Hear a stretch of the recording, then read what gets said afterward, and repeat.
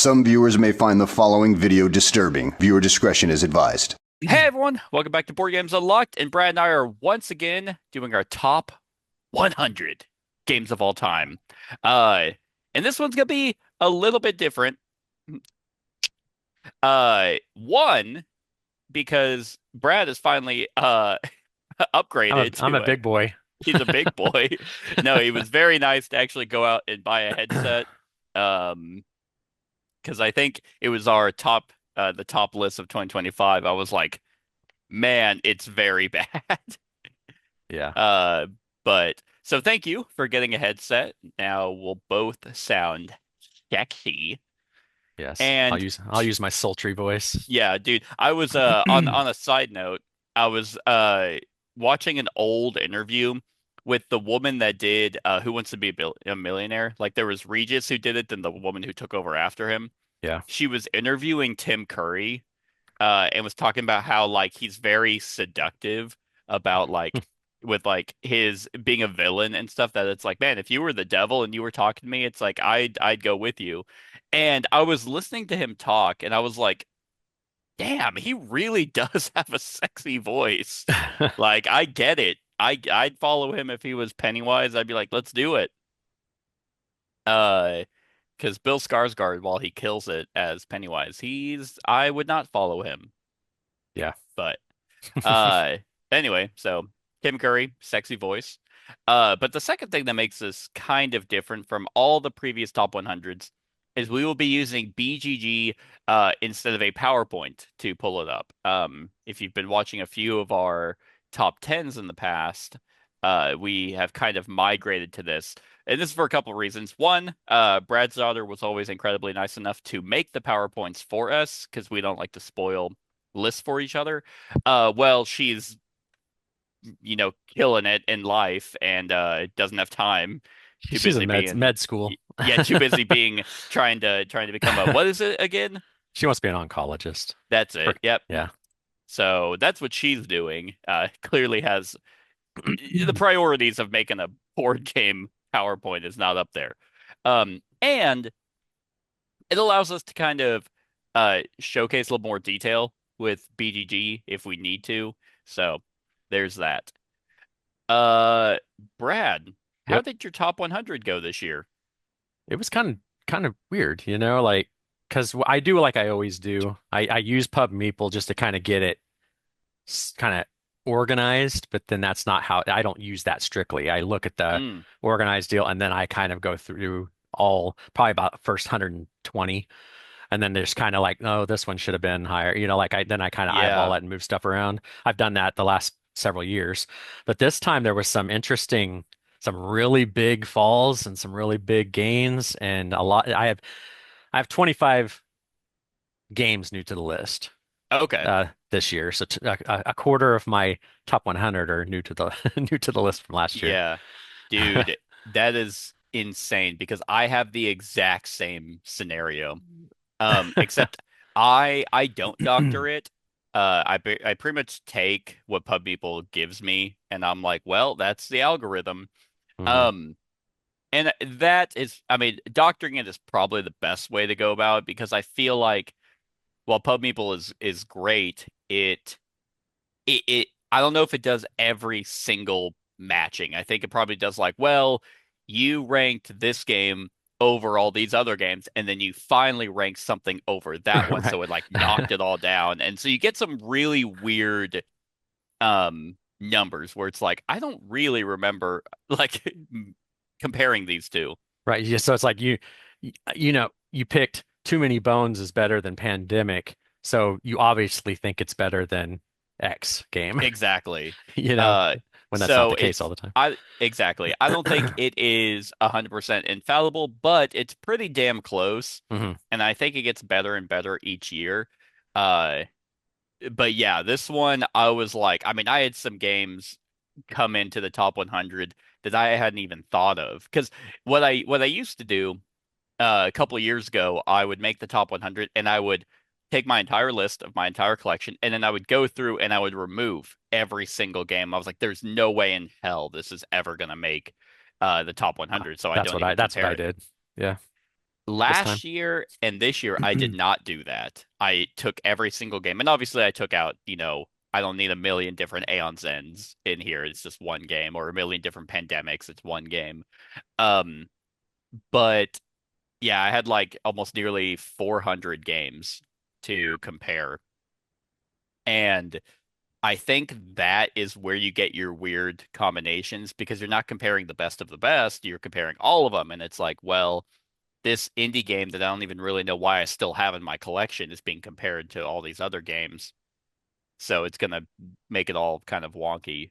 Right. Um, but yeah, like I had where's my list? There it is. I'm close to you. I actually had 22 new Yeah. games to the top 100. And it doesn't mean they came out this year. These are ones that Correct. could have just they could have been off of the top 100, and slid back in.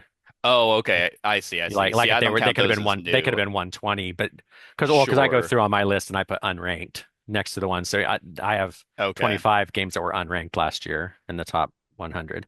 A lot of them are new. Gotcha. Most of them are new. There's a couple that may jump up. Yeah, I consider because I put in the entire list of all the games. So whenever I count whatever rows, like let's say it was 150 and now it's in the top 100, I say that rose, 52 spots or Hmm. something. Right. Not that it's new to the list, but I mean, still, chances are if it's new to the list, it's new from last year. Yeah, and I still put that number two. That I put change plus minus. Yeah, I yeah. just I just I red, green, and blue. The blue ones are unrated or were Oh, unranked. gotcha. You know. Gotcha. Okay, well, with all that preamble out of the way, let's kick things off, baby. All right. So the honorable mention for the top 100 of 2020, top 100 list of year Oh, hold on. Actually, 2025. sorry. I didn't mean to Ah, cut you off. I was yes. gonna say we have been doing our top 100 since 2017. Hey, a few more years, we'll hit the 10. Dude, that's insane. And then it's even crazier. Like, how far back do you have your data? 20 I think I have the older ones, but when I was doing this format, 2019 was the earliest. 2019. Okay. Yeah. Um, Man, So we should do a video yeah. where we kind of go back through the entire data and just kind of quickly look through like the years and see what games like see if we can just kind of parse the data and be like, what were we thinking? Why was that so high? Or Yeah. Well, what game? It's like, oh shit, I haven't even thought about that game in so long.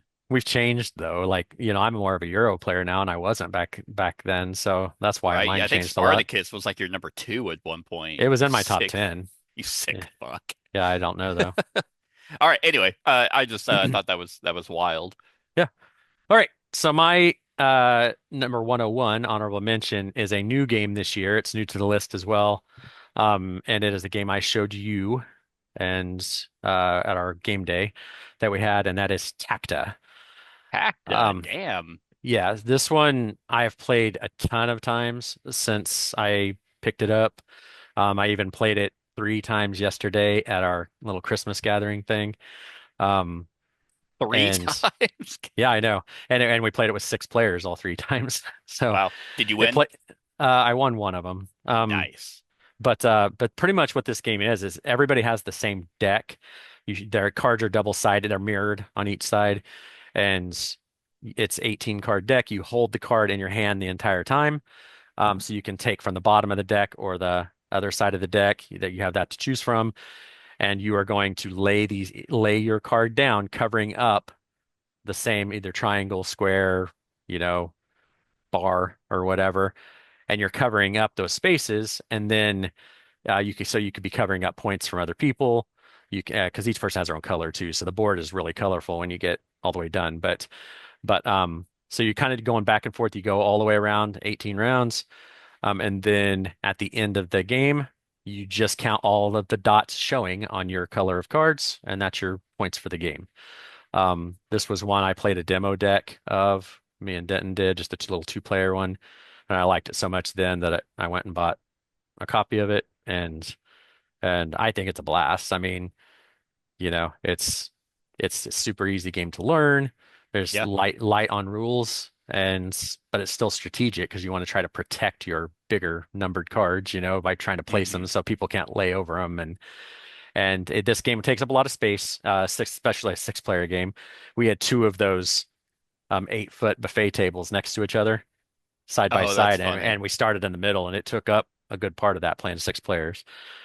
But yeah, I mean, this one has been a hit with everybody I've showed it to, Here's a and yeah, perfect representation of Brad and his friend group. Just two more people. They're like, oh. I'm the guy in the beanie. No, you're the one taking the picture because they didn't Yeah, want yeah, to be yeah. associated with you. Right, right. No, So, this one's a nice one. It kind of fills that role of a almost a palate cleanser mhm, kind of game. Um, which now that I've been getting more game days done, versus just the scheduled campaign recording days, mhm. uh, those I have a bigger appreciation for these kinds of games. Now, I would never pick this as like a hey, like let's just play this today. It would always be kind of included with Oh yeah. a bunch of other games, but yeah, good pick. Yep, yep. Also, I don't know, I don't think you mentioned it. For this segment, I have two new to the list. Oh yeah. One, two, three, four, five rows, and four that fell. Okay, in this I have one that rose, I have three that fell, and 7 new ones to the list. Nice. Seven. Yep, this is a big chunk of my 25. I guess that makes sense. My new ones are kind of sparse throughout. It's kind of nice. Yeah. This is my biggest chunk in the whole list of new ones Yeah, is in which this makes part. sense. Yeah. Uh, Okay. Well, my honorable mention actually rose. It was 105 last year and 98 the year before, so in 2023. So it rose 4 spots. Still not quite in the top 100, and this is a very difficult game to actually get to the table. It mainly because it's so ambitious, but man, you have to have that kind of group who likes playing it, and that is Millennium Blades. So Millennium Blades and the version I have is like their final thing. They kind of did this for both this and BattleCon, where they were just kind of like wiping their hands clean. They're like, we're finally done, but here's the final everything together. Uh 2016, wow, almost 10 years old. Yeah. And this one is if you are into CCGs, but not so much that you actually want to invest in a CCG, this is the game for you. There's no other game like it, and it basically plays as a simulation of a CCG where you would go to a card shop, you would open up boosters, and you would draft your deck, and then you would 1v1, like if you were to go to a Magic tournament and it's like, hey, by the way, you paid $10 or whatever, now it's probably like 80. Uh get like a booster, a certain amount of booster packs that you open and you're doing a draft to build your deck. That's kind of what you're doing here, just not as extensive. You're not actually building a 40 card deck. You are building a hand of eight. I want to say eight. And that and then you're going to be playing those in kind of sequential order. There's like the draft phase and then there's the tournament phase. You're trying to get as many points as possible. Um well, you're trying to get as many ranking points as possible, which will then turn into points. And you do this depending if you skip the pre-tourney phase, you do this 3 times. And I mean, this game is just awesome. There are hundreds of thousands of cards that are all assigned to like a different booster pack. Let me see. Perfect. Yeah. So they have different rankings and rarity. They even have 2 cards that you flip that are like the meta for that tournament where you get extra ranking points. Each of these stacks represents like a pack, and on the back of them, they kind of showcase what you're more likely to find within that pack. And I mean, Do I know? Do I think it's bad? I don't even think, if I remember right, I want to say Brad Talton, the designer or owner of Level 99. I'm pretty sure he's came out and said that this game is not balanced and it's not meant to be. Just because, I mean, Magic and all them, they're not balanced. There's a meta. There's things like that for you to discover. But man, it is a one of a kind game. The reason why it doesn't go higher, because I love almost everything about this game, even the paper money that are like wads of you Hmm. just throwing money down, feels good. The reason why it never gets higher is it's so hard to find someone to play this with.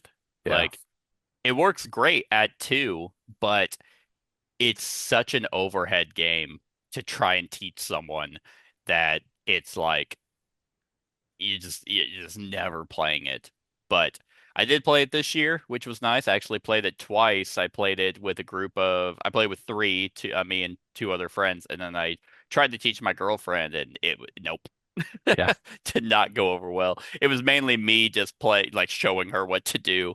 Um, but yeah, that's my honorable mention, Millennium Blades. Alrighty. My number 100. So we're finally hitting this list, I and know. Let's throw away our honorable mention. It wasn't good enough to get in. this one is another new one to my list, and this one is actually a third edition to a game that came out this year. And that is Campy Creatures Volume 1. Um, Can't be. Oh, there it yeah. is. Yep. So this What was game, the first one? obviously it says third edition. So Oh, the okay. first one, yeah, it had like the Universal monsters and stuff on the cover and all that stuff. But this one adds, they've kind of updated with the some of the stuff, made it a little more interactive, even though the other game was pretty interactive. If you have ever played Eggs and Empires, the old Eagle Griffin You were the only one game. who has played Eggs and Well, I was Empires. just saying, if you have, any smart people watching that have, this takes that base from that game. So what you're doing is everybody has the same deck and there's a card, one to eight, I think, 1 to 8 or 1 to 10, I can't remember. But in each number, everybody has, you know, the 1 through 10 are all the same. There's 10 different monsters or however many monsters, and they all have a special ability. That thing you're showing right there, the Clash-O-meters, just shows your tiebreaker. So if there's ever a tie, then Hmm, whoever's higher on that track goes, and then they take their piece and move it to the bottom. gotcha. But what you're doing is, so everybody has all their cards at the beginning of the game. You pick which one you're going to play. Everybody puts it face down. Everybody flips it over, and then you see who goes first because there's going to be all these humans in a line in the middle, kind of like the eggs and empires. But um, and there's like set collection. There's all these different things you do with like the human characters. The human characters actually have abilities too now in this one where they can actually kind of come back at you. But Oh, okay. but and at the I don't know if there's any pictures. Go back to that full screen of pictures again. I was gonna look and see if they had a picture of the Yeah. let's see. I This is all you try got. that No that one's bo ever heard of this game. try that bottom left. Yeah. Oh, that's cool. No. No. Yeah, that's what the inside of it kind of looks like, is a cassette. It doesn't really show A it on there. It cassette, a VHS. a VHS, whatever. VHS cassette, that's what it's called. But anyway, so uh there's actually a little stack you make at the beginning of the game of like locations, and they're like haunted like types locations that have an ability, and then whoever wins each round gets to have that card, and it gives them like a special power and stuff like that too. Okay. Um, so you're doing the set collection, you're doing all this other stuff, and the theme is like everybody that's playing is a like a evil scientists, and they're like trying to gather these humans to do experiments on and all this crap, and it just has stuff. I'm interested to see what happens because this is volume one. The volume two is the one that I'd played the most prior to this one, and they actually had an expansion that added a few different monsters to it. Well, one of those two monsters from the expansion are in this base game, and one of the base game ones are out. So I don't know if they're coming up with some more to have a whole other volume two to add another set of 8 to 10 monsters, or what. Because that's the expansion for the second one, second edition. Um, Gotcha. but so anyway, I don't know what the volume two is going to look like. If it's just going to be another box, it's going to add another 8 to 10 monsters or what. But they do a really good job. The monsters all have really cool abilities, and just like in Eggs and Empires, like some of them have that ability. Like if somebody plays like a nine, and there's like somebody plays a two, and then it may say on the card, if you played the two automatically will beat the nine or something like that. So Right. then you jump ahead of them in the deal. So some people may not end up with anything. It just kind of goes like that. Um, but yeah. Anyway, this has been a really fun one. I got introduced to it this last year and played Volume 2 quite a bit, and then I bought this, or not Volume 2, Edition 2 earlier this year, and then I bought this a few months back and have played it a few times, and it's a fun little game. Nice.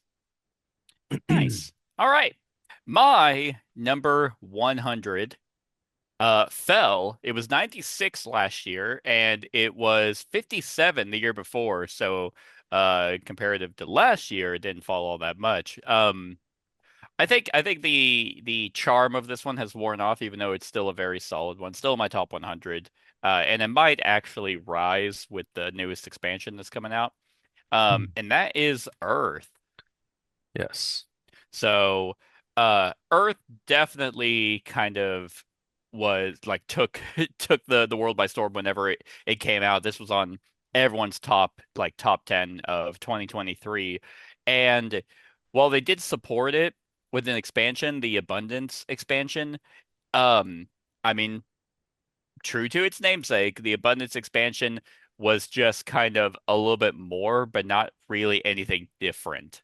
Right. And not that it really needed an expansion. I mean, Earth has so many cards, and I mean, just the sheer amount. Oh, this is a perfect picture. Just the sheer amount of like the fauna that are in here, that are double-sided. All the best pictures are actually they seem to be German. I don't know Yeah. why. Uh, Hmm. but yeah, I wonder what that means. It's probably But probably Essen. We're taking place. oh, Pictures I in could see Essen. that. But yeah, so these are double-sided, so these are different ways you could score points, but then every single person has like a biome. I guess the theme is supposed to be these are the things that are on your part of Earth Hmm. I mean, there you go. That's as much theme as you can possibly get. But each of these are double-sided and they all have individual powers, so you have a ton of you have t like tons of replayability here.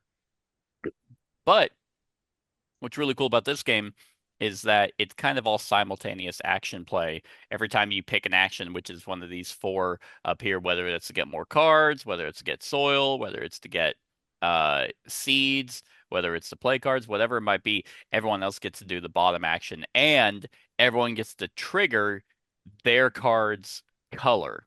So Hmm. this game constantly rewards you with like that dopamine hit of like I'm gonna do yellow. And then you look at this player and this is like yellow, yellow, yellow, yellow, yellow, yellow, yellow, yellow, yellow. Like all of that stuff just goes off from top left to bottom right when Right. you have your tableau built out. So you're constantly getting combinations pulled off, and there's, like I said, hundreds of these cards. And one thing that I'm really glad they did in this game, it's one of my favorite thing about nature games, is they all have like a flavor text on them, a little fact about what is there. Hmm. Now, like, yeah, I mean, just off of this one, redwood, like this would have a fact about the redwood trees, which is just for me a little bit more interactive because every time someone plays something, it's like, oh, we'll read the facts so we can all learn something while we're playing. It's a feel-good game. Is it the most strategic game? I don't think so. Um, but because I mean, a lot of things that you're doing is kind of gathering these seeds or building up these trees to fill out this little section to score points.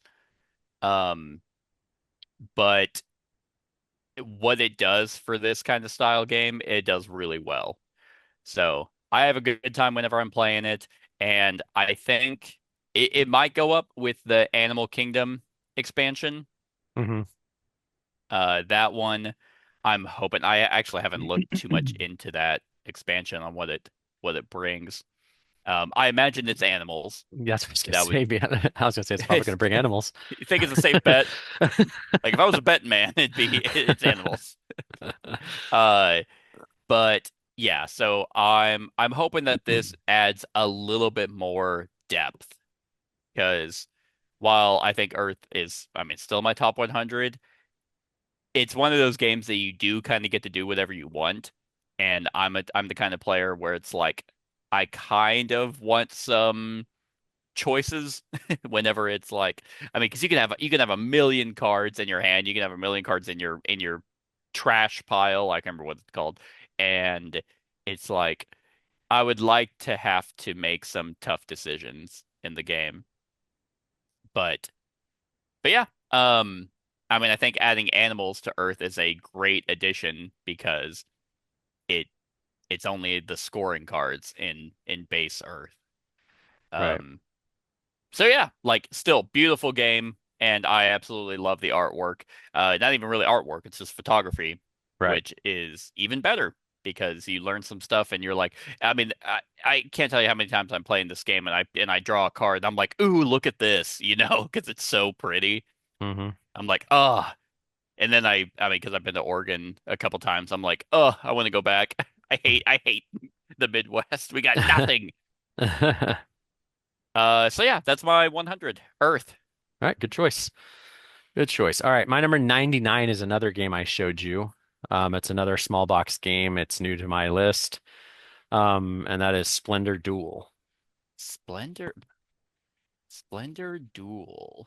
Yeah. Nice. So the regular Splendor, I liked when it first came out. My wife liked it, but we played it enough that I just got tired of it. Um, and then this came out, and my wife wanted to buy it because it's oh, it's a dual game of Splendor. Let's try it. And then I was super surprised by it because it turns the Splendor game into A actually good a game. very good there's even some strategies that pop in now and Hmm. everything because you have that mat there in the middle of the table that you're going to fill and you're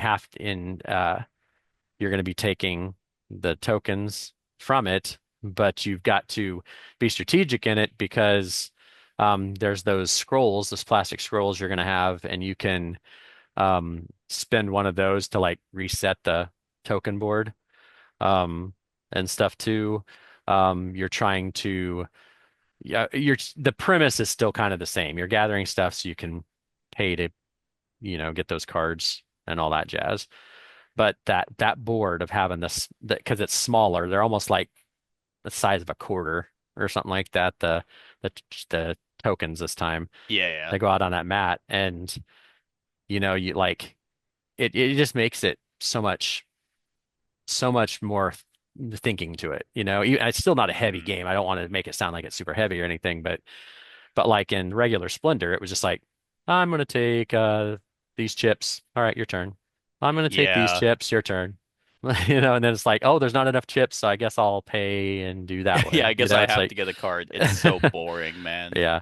But this one adds that element where you're almost kind of pushing your luck a little bit because you don't want to be the one that resets the board for the next player and give them like all this cool stuff. So you may want to spend your scroll to reset it right before you're picking turns, so you have cool stuff to choose from and everything. And then there's those little leader people over on the right that you can get. And it just turned a boring regular game and added a little bit more depth to it and interaction, and it actually turned into a pretty solid one. It Yeah. gets played quite a bit. Yeah, no, I agree. This one, and it's like the perfect size too of like a travel game, Hmm. and it doesn't take up much table space. This one, I think you showed me. Yep. I think you said that, and I ended up picking up my own copy because it actually turns. I would never buy Splendor ever. Any No. iteration of Splendor, I was like, no thanks. And yeah, then this one, I'm like, oh, this one's actually pretty good. It did not make my top 100. It was 188. Yeah.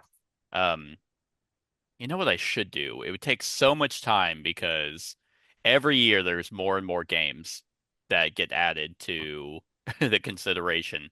But I wonder how accurate it would be if I did two sets, like two runs of the top 100, and then took the average of each game. If I Yeah, I did don't know. what, because it has, because I've done that. I've done two top 100s, and you get a different ranking every time because of the matchup. It's Yeah. just like, oh, hey, you had Splendor Duel go up against these juggernaut games. It's clearly not going to beat them. But then now, the second time around, it's going to go up against these dinky games that really shouldn't even be in consideration. And now it's way high up. So I might do Yeah. that. I might do that next year Yeah, and just I might do give it a shot too, just to see what it um does. because I mean I imagine if you had Splendor Duel as a good example, because I'm like 188, I do like this game quite a bit. But then like I mean, for example, at 188, um, right above it is Long Shot the dice game. Yeah, And I do actually like Long Shot the dice game more than Splendor Duel. So maybe we're just overthinking it. Maybe it's actually maybe. not that big of a surprise that it's 188 for me. Well, we play so many new games every year. There's got to be space to stuff's just gonna push down. Like I Yeah. forgot to tell you, like my Earth was number 105, so Oh shit. Okay. it was just on the outside. Yeah. I mean, So, that's the thing about the top 100 is it gives us a chance to talk about games that are staples in our collection, hmm but whether they rise or fall is dependent on how not always, but most of the time it's dependent on how recently we've played them. right. Yep. Um, but yeah. Anyway, my number 99, Rose. It was number is that okay? It was number 199 last year. Hey. It rose 100 spots. And uh let's see. And in 2023 it was 186. So this game fucking skyrocketed. And I did play it recently at 2. Uh And it was a game that I did actually, I mean, I enjoyed. Like I said, any game that is in my list that I have a number for is in consideration. And that is Bullet. I'm gonna do Bullet Heart. This I hate this. I hate this heart. It makes everything Yeah. so luckily it does pull up. Um, but there's Bullet Heart, there's Bullet Star, there's Bullet Orange, there's Bullet Piss, there's Bullet Paw, there's all these different expansions for Bullet. Another level 99 game, funny enough. Um, this one is only good if you're really into sexy anime like characters. So if you're a huge fan of hentai, then this is the game for you. And if you're also really into God, what would you even call this genre? Shoot 'em up. It gives off like DDR. Let's see, what's the family? What's the category? I mean, it is a puzzle, it is real time. Um, but the theme, if there is any, is that you have these different tokens that you're drawing from a bag, and everyone like there's a big giant bag of tokens in the middle. Yeah, I mean in this kind of picture, and everyone draws a certain number that goes into their own personal bag, and so you're going to get a different combination of these numbers, and you have five colors, and I want to say four numbers, and it's kind of that where that God, it's so hard to describe, but you're pulling these chits from a bag, and then they fall into that category of color and number, and you're trying to play these pattern cards to remove these tokens from your bag or from your play area. It's called the current. And once the ones you defeat get passed to your neighbor. Gotcha. So there's an old game that came out for the Nintendo 64 called Pokemon Puzzle League. And it was basically Tetris version of this, where you're trying to like swap symbols around to create patterns so that it would go from your board and then it would pass over to your neighbor. So the more you can clear out, the more you're passing to your neighbor, and then they have to take those as well as the number from the round, and eventually, because you end the round by drawing out your bag, so you're trying to overload your opponent with more chits. That eventually, if it falls, like for example, let's say on this red one, if you draw a red one, it skips all of these and goes to the first available spot. But if you drew a two or anything higher, it would skip all that and be like one, two, and it would hit down here, move over, and then it would damage you. Gotcha. So that's the best way to explain it. There's tons of mitigation on how you can manipulate this. It's not just randomly drawing and see what happens. But the reason why it rose is because, like I said, I played it recently, and it is a really fun puzzle real-time game. Uh, the theme I could give or take. I don't really care. But the fact is that there's so many characters now. In fact, I think I'm getting probably next year. They're doing another kind of big box we're done called Bullet Cubed, and it's a big storage solution. There's tons of different characters that all have their own special ability, that all have their own pattern cards, uh that all have their own like because these are like special ways you can manipulate the current. Here we go. Over here, all of them, like Senka has, like I said, has her own special ability and also has her own manipulation of being able to draw cards or manipulate the pattern. So the asymmetry of this game is huge. On top of that, I don't even know if this would be a game that you would enjoy, but people love this solo because every single character on the reverse side is a unique boss. So, in its own right, you probably could count this as a boss battler if you are playing it solo. And I think you can play co-op against a boss too. But yeah, like I said, every single character, you flip it over, unique boss that has their own shtick and their own gimmick. So while I know the theme you have no interest in, I think that this would be one for you to kind of check out as a solo player.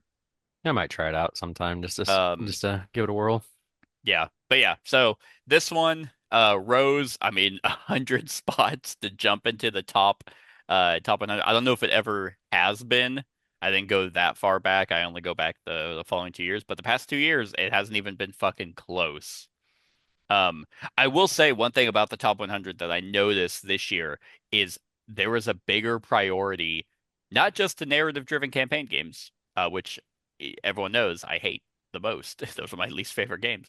Yeah, right. Um, two-player games I could play at two, uh, got more love because that's that's like my max player count now. I went a lot of like smaller games, small box games. Like my first three I've talked about have been small box That's true. Yeah, games, you know. So a lot of the smaller ones, just a lot of the companies I think with this tariff stuff are have went to trying to make a lot more smaller games sure. for the Yeah, next year or two and yeah. just see what happens. But yeah, I think that's something you'll see. Um, yeah. So anyway, given bullet heart, bullet star, bullet paw, bullet, bullet, some love. Yes. All right. My number 98 has been on my list since we started doing this. I just don't know what the Damn. 2017 and 2018 numbers were. But like this was a game that way back and it was 12 in 2019 and it's been like in the 30s, the 50s, the 30s, the 70s. Last year it was 38. Damn. So now it dropped 60 spots. So And it sucks. Like wouldn't it's it doesn't. It's just like it hasn't gotten played a whole lot because there's smaller versions of this game that do get played oh, more. And this is the OG Seven Wonders. nice. With even though Seven Wonders Duel is not on my list, um, Oh, yes. it gets played. Yes. It still gets played more than this. But then when you throw in the Lord of the Rings, Duel for Middle Earth, that kind of, you know, that gets played a lot. The dual games get played more just because they're Yeah. two player. Um, but yeah, the Seven Wonders. I mean, this game is still, I still have the old original, 2010 copy from when I got it. Um, and all the expansions and all that jazz. But it's still a great game. This is one of those go-to games that you can play with, large player counts. And it takes the same amount of time with seven as it does with three. Yeah. It simplifies it to where you only deal with your neighbors to your left and right. Um, and the expansions added some good stuff. The cities expansion, leaders expansion. The only one that I didn't really care for was the Babylon, and then I haven't played the newest one, the Edifice one. I I have it, haven't. but I I haven't bought played it. it. Yeah, me Yeah, same. well, I mean, you could tell that no one liked Babel because the second edition didn't remake it. Right, right. Like it just So remade cities, leaders, Armada, and the new one, Edifice. yeah. Well, in an Edifice, the version that came out is for the second edition, but since it doesn't have any cards or anything, it goes with the first edition too. So that's why I picked it up because I have like I said, all the early first edition stuff. But anyway, I mean, this one is still one of those good games you can play with large players. It's got a lot of iconography, but it's fairly quick learn. Um, and that's a six player right there. Yep. Um, on a very small table. I But know, right? They're making it work somehow. but yeah, I mean, if you don't know about Seven Wonders now, you need to you need to go do something about that because it's That's been out true, it's been out for 15 years now, and right? I think everybody knows Seven Wonders, Yeah, I'd and be. it's I mean, you're new to the hobby if you are, if you don't know about it.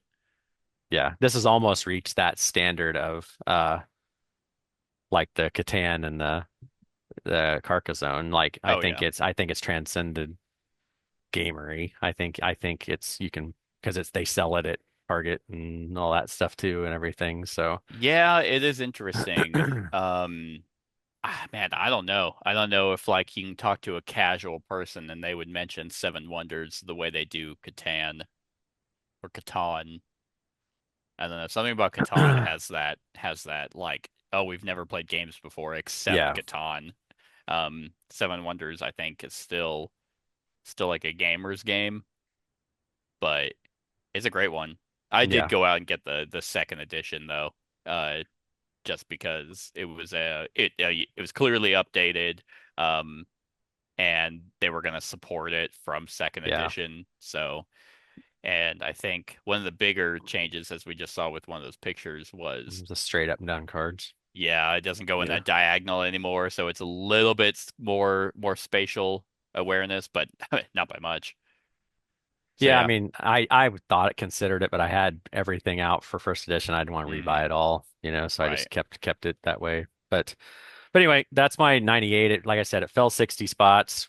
If it gets played, it'll probably jump right back up. It's just those dual ones get played more and Sure. stuff. So, Yeah, this one was my 127. yeah. So kind of like you, it just didn't get played. Yep. All right. All right. My number 97 fell. It was 44 last year, and it was new to the list last year, so it fell 54 spots, which is actually kind of interesting considering that uh I have a small tournament for this one. I think it's done at this point just because the guy I was doing it with, we haven't had a chance to come back and get together. But this one is Evian. I'm gonna do what I have. The Fox in the Forest is the one um, that I have, you know, just randomly picked. So Evian kind of matches like my love for like dueling. It's not necessarily dueling wizards because not every, but it's like they call it the hero crafting card game. And the only thing that makes this game very frustrating to try and recommend is because they have isolated it's all single box like for two heroes. But like the first box I ever played, I guess that's why I think of dueling wizards is because they are wizards. It's like a sorcerer and a wizard fighting each other. Um, but since then I mean, they have an executioner, they have a baron, they have an archer, they have tons of different uh heroes that can fight one another. But what makes this game really, really cool is a couple reasons. One, I mean, this picture is actually terrible. Maybe in their actual. Um, yeah, this is gonna be the best I got. So this box is a lie. That's not how big they are.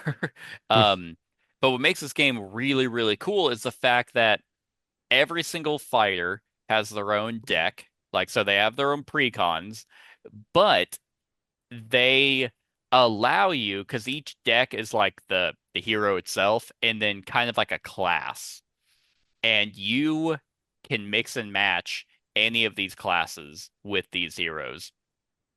Um, so if you have an archer, now whether or not they're good, I don't know, but if you want an archer and like a, I don't know, like a sorcerer. I know those are two of the same types of heroes, but like they each have like these different skill trees that you can pick from. You just take both of those decks and you shuffle them together, and that's kind of like your unique hero.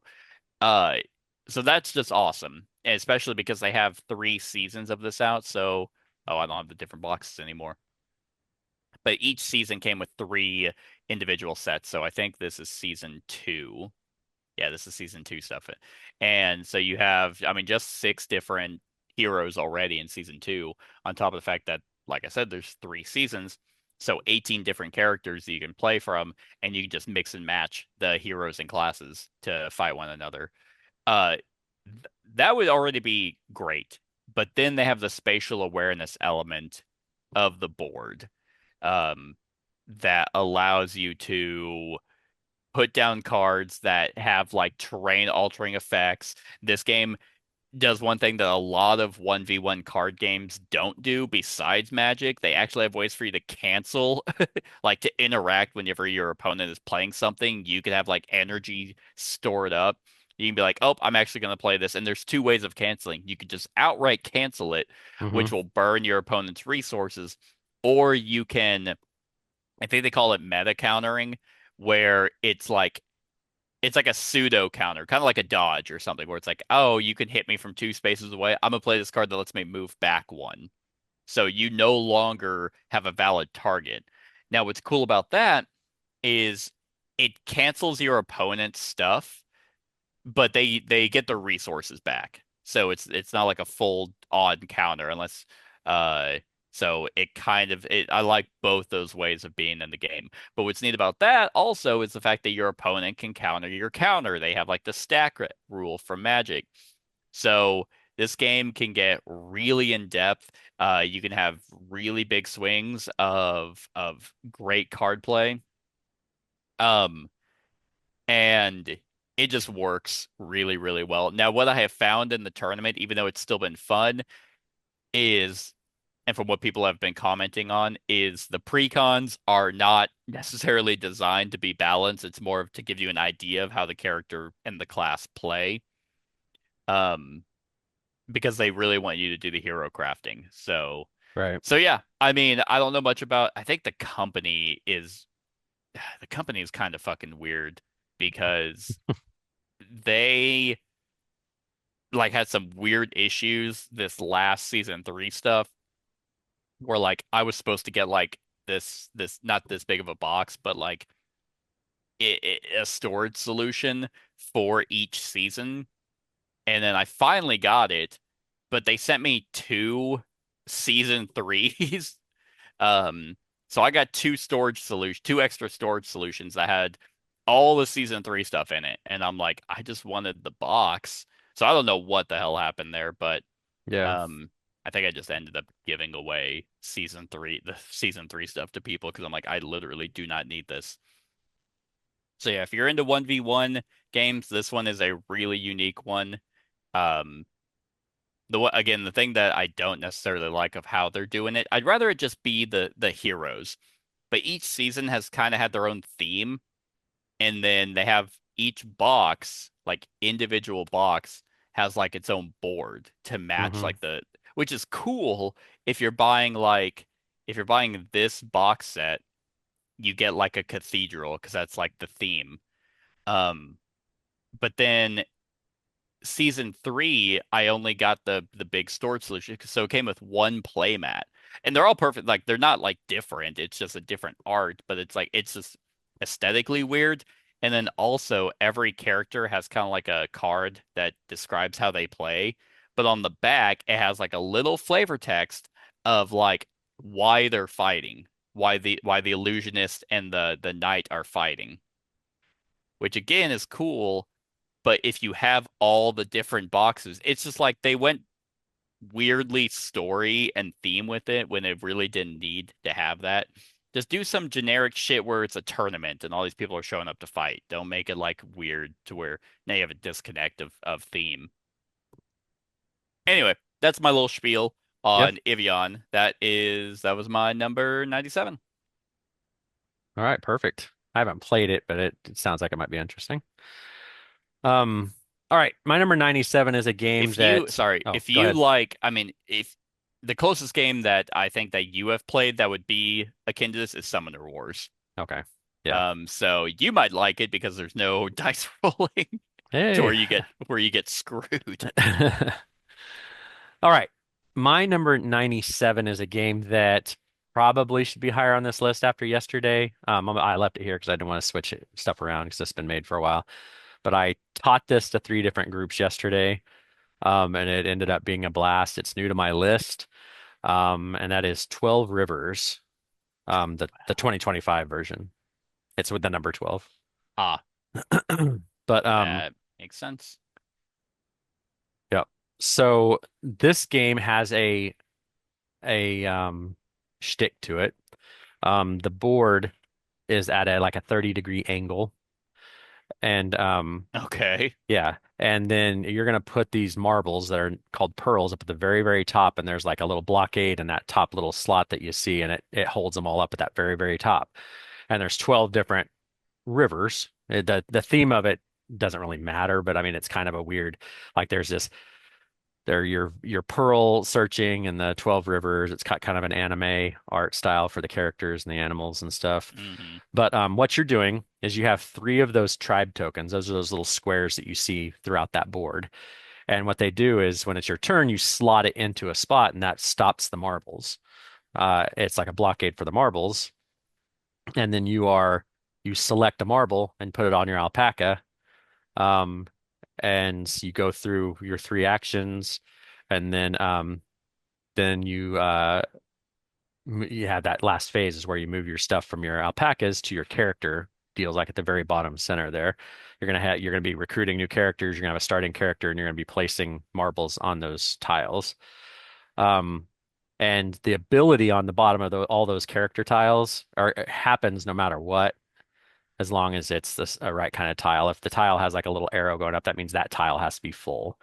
But Okay. so like you can recruit characters and not put anything on them just to use the ability on the bottom if it is, they're pretty self-explanatory. It's a simplistic game. This is like maybe it's got to be a 2 or less on depth, but 1.7, right, right. the baby game. But what's neat about it though is like there are a lot of decisions because you have a deck of cards as well. They're called camp cards that you're going to be holding. Yeah, that's a good example. So like what that's like after everybody's placed their stuff, you'd pull that tab and all those marbles would go down and stop. And then you would start at the very, very top left and go through that row and pull that. They'd get that pink one. That green would get the pink marble. And the other ones Oh, would okay. fall down, and then you do the yellow one next, and they get to choose between the white and the purple, it looks like. Gotcha. And then so on and so forth. You can place behind each other, and then like so when the red right there would pick whatever color, then the other two would fall down to that green, and Oh, so on and okay. so forth. If you can find a picture that shows the big circle at the bottom I'll do of my the of the best. of the let's see. Yep, right there, the fifth one from the right. Oh, from the right. Oh, Yep, yep. So like if the ones that don't get caught down the rivers will fall into this lake deal. So there's a gamble that you can do when you're placing one of those three deals. You can place it there in the lake and hope that it falls down.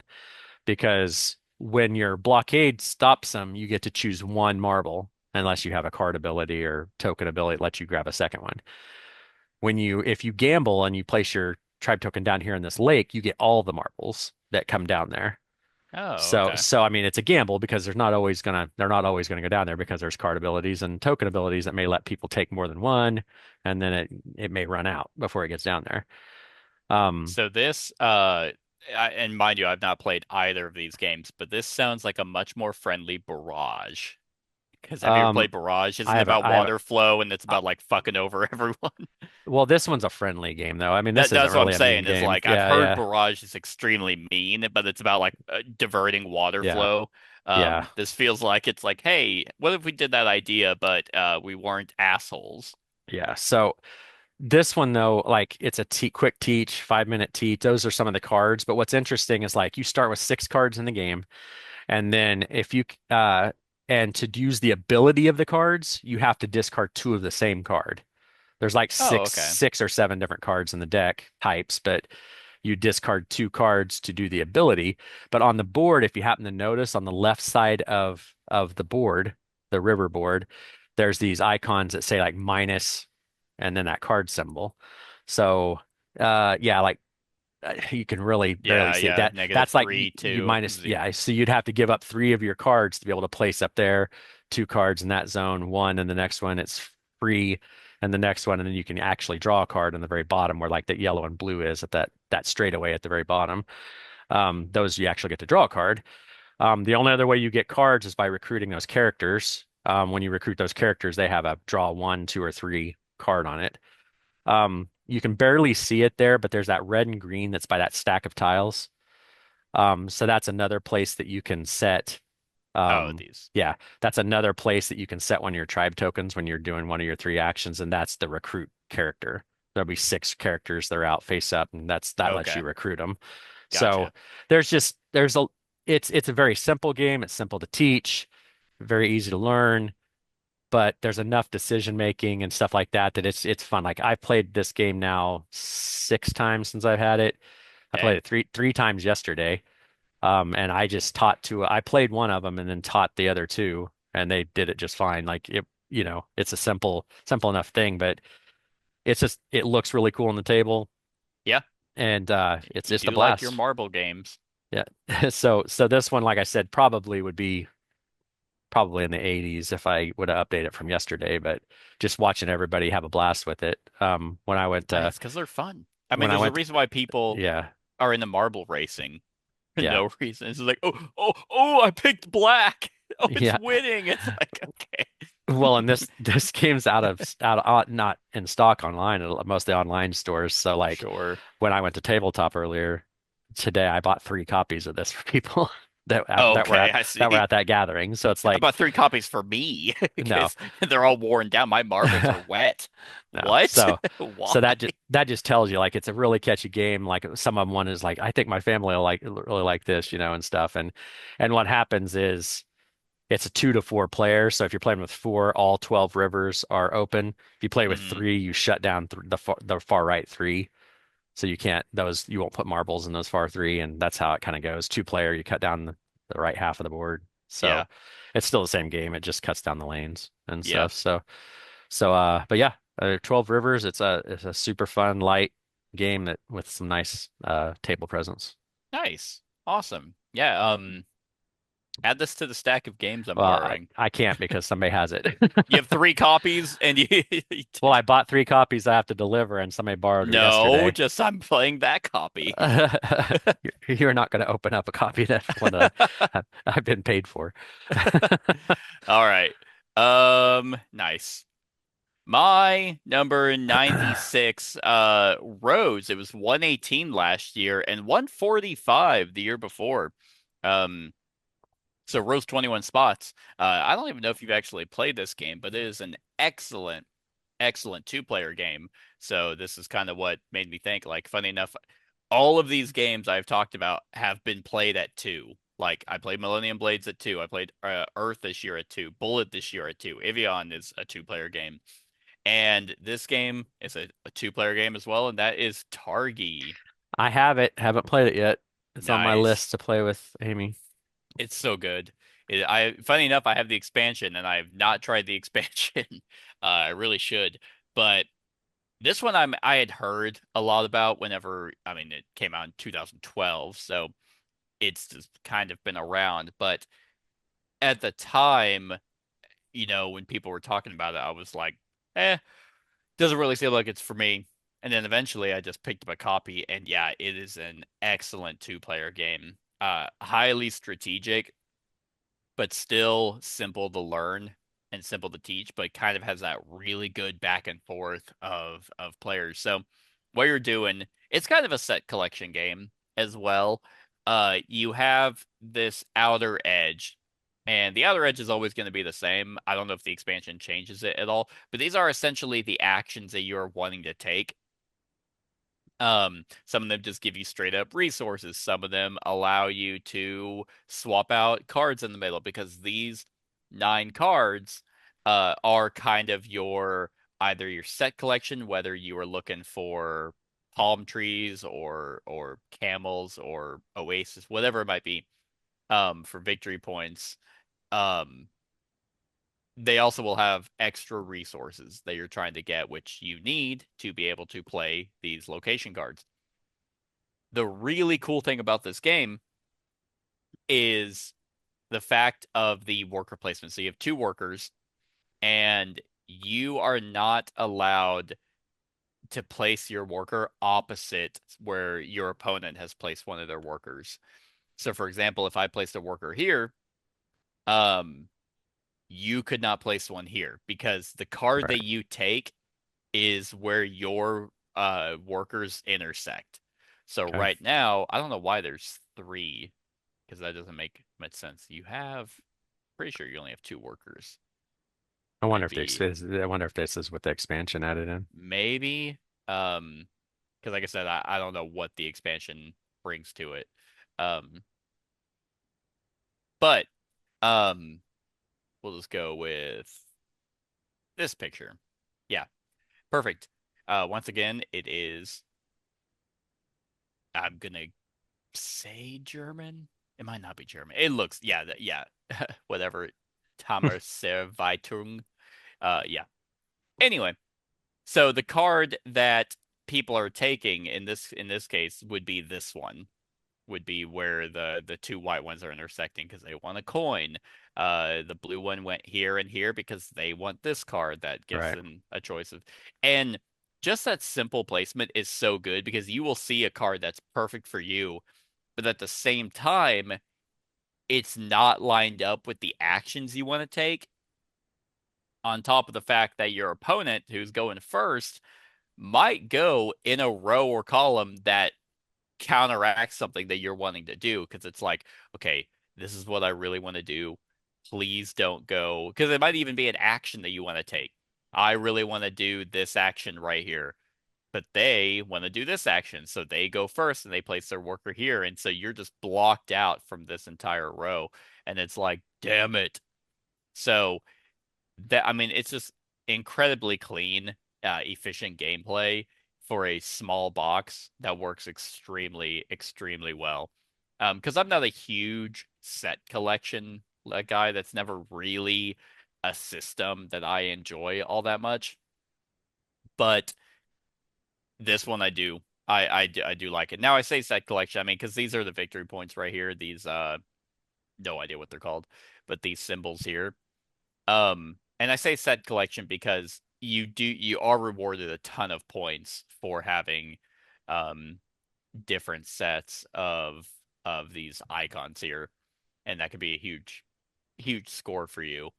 But yeah, it's really really good. I think it's fast as well. So I really do need to get that expansion played. But yeah, I mean, been around for a while, 13 years, going on 14, and yeah, if you are a 2 player only gamer, then this is one to definitely have in your collection. I love the name of the expansion too. Targi.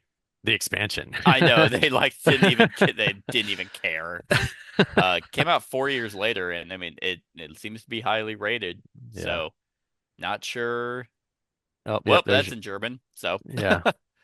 All right, yeah, I need that. The expansion I think's really hard to find. I don't know if it's even in print because like I it's I nowhere. I think that is yeah the case. I don't even remember how I got a copy, but Yeah. I have one. I keep looking when I go in game stores and stuff, Right. but So yeah, yeah. I'll get this played for sure. All right.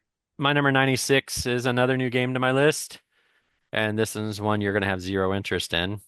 It's one I had zero interest in until I actually because I didn't do any of the crowdfunding for this game, but then I saw somebody selling it and I did a little research and it's actually ends up being a pretty fun little campaign, scenario-based campaign game. And that's called Escape from Stalingrad Z. Okay. Um, so this one reminds me, you know how there's that stigma with the GMT games, like those war games that everything's kind of like there's tons of tiny little tokens and Oh all yeah, this stuff. it's for the basement dwellers, Yeah, like who yeah. are way too into World War II. So this one is reminds me of that just by the look of the tokens and all that stuff, but this isn't made this is obviously another company. But it's scenario based. Um there's a couple different there's a standee version and a miniatures version, but pretty much what you're doing is there's different scenarios. It's pretty complicated. I mean, the has the weight of it being 3.39. But it's got your book maps, laid out, stuff like that, but you're running through these scenarios. It pukes tokens everywhere. Just like if you look at that uh let's see, that third picture from right there. I mean, there's just all kinds of like just generic, really small tokens. Like I have it in a token box kind of thing that's 3D printed. I bought it from a Oh, guy that gotcha. had it 3D printed, and when I got it, it wasn't a very good 3D print. So like all the tokens were just scattered everywhere when I opened up the Oh, box. So like I had to find where they went and everything. But I you imagine you lifted that box and you're like, I'm gonna do this some other day. Yep, that's exactly. Because like it almost has that stalker deal where you have to manage your ammo, you have to do all that stuff. Oh, There's all these nice. different stuff. Um, but it's pretty complex for just having little maps like this. Like there's a lot of things you have to consider and do and everything. It's not The an easy minis game to feel play. so extra for this kind of game. Yeah, and I'm wanting to say I think I just have the standees. I think I just have the Yeah. standee version is all I I'd have. almost But rather have chits for a map like this, like yeah, just this popping them down. the standees aren't bad. If you can find a picture that has this, because there was actually a picture that showed the back of the Oh, or back of the box. yeah, like or the one that showed the whole collection. Yeah, like that. Like the standees are up there at the top. Right. Um, and they do just as fine. And I don't paint shit, so the standees are actually better in my opinion because it's not all just gray out there and Right. stuff. But like this is one of those I haven't done many scenarios of it, but it's been intriguing enough. It plays let me see yeah, it says best at one. It's Yeah, I pretty saw much that. you pretty much want to rerun in solo on it. I just like the cover art too. That was what drew me in because Hmm. the cover of the game is just really cool looking. Um and everything. So it reminds me of the whole like Walking Dead comic book art Yeah, and all I that can see stuff. that. But yeah, and there's a reloaded version. They did another crowdfunding one here more recent that added some stuff and probably refreshed it and everything. But yeah, I mean Okay. this one's was a solid pickup for me, and I don't know if it'll ever go higher necessarily. Yeah. Because when I think about World War II and monsters and stuff like that, Fireteam Zero is one that I gravitate more towards. Oh yeah, I guess Fire Um, Team Zero. I thought it was, yeah, it is World War II. yeah. But anyway, this is a good solid one if you like solo games and you can find a base copy like this for a pretty decent price nowadays. So give it a shot and it's pretty crunchy for a solo game. Nice. This is not on my list. I've Yeah, I never didn't heard of figure. this game. All right. My number 95. Right? 96. 96, yes. Yep, 96. Fell. It was 86 last year, and in 2023 it was 114. And I'm gonna be completely honest, so it fell 10. I'm gonna be completely honest. I don't even know why this fell. Like, I mean, in one year it was out of my top 100, and that actually makes more sense than last year being at 86, and this year again being in the top 100. And here's the kicker. The game that I had higher than this last year isn't even in my top 100, even though I like both of them. I don't know why. This, like I said, this top 100 was weird. Probably could have used a little bit of doctoring, but eh, oh It well. works. This is Detective, a modern crime board game. So I mean, don't get me wrong. I Mhm. stand by this game. I really, really like it. I think Portal Games kind of fucked up on their release for this game because they had something awesome here. I mean, the name is atrocious. Like it's like, what should we call this game? Well, it's a modern crime board game promotion. Hi, like that guy gets it. Although he said it in what are they speaking? Uh, Portugal. Yeah, Portuguese. Portuguese. Yep. That. And Uh, Span it's sometimes Spanish, yeah, like yeah, it yeah. has a little bit of But here's the fucking weird thing. So, I mean, I love these kinds of games. These who done it. I mean, if Hunt a Killer wasn't expensive as hell and didn't like do a monthly release schedule, Hunt a Killer is awesome. Although I think that company actually went under. Um, but this one and Chronicles of Crime were both kind of like, which one do I like better? And it was always going back and forth. Um, but Chronicles of Crime is eventually won out. But based off this top 100, Chronicles of Crime is number 118. So for some reason or interesting. another, I think I just hate Lucky Duck Yeah, as a it could be. company, and that just like subconsciously I just kept picking games over it. I'm like, eh. Um, but this one is stuck in the top 100. And I think honestly, this one gives a better um detective feel than Chronicles of Crime. Chronicles of Crime has that gimmick with the QR codes and then the VR thing. Um, but I feel like the cases aren't as interesting, even though they Right. could be a little bit more wild with them. Like we have the 1400s, the 1900s, and the 2400s in their Millennium series. They have the Welcome to Red Field or something, which is based off Stranger Things.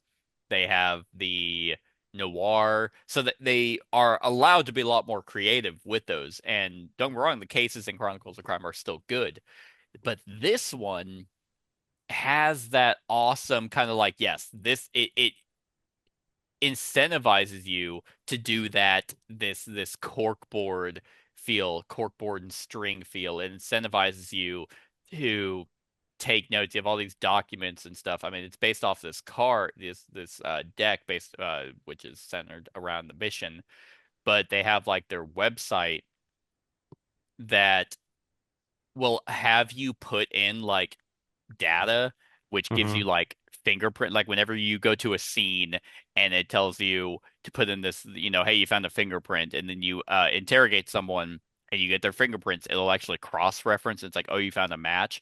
It's such a an awesome system that they fucked up by their expansions because they could have done something cool here too because the expansions they did the signature series, they did it twice because Right. they were getting different designers to create a case. The Dig Deeper was okay. Like it was better than Petty Officers, but then they had their LA Crime, so they were trying to get a little bit more creative, but I think they were restricted by their modern crime setting. Um, and then they did another one called Season. It was like Detective Season One. Hmm. Yeah, which was kind of yeah. So I mean, I really like these cases, and what was interesting about this is they had one that was very much inspired by Knives Out, the Rian Johnson movie.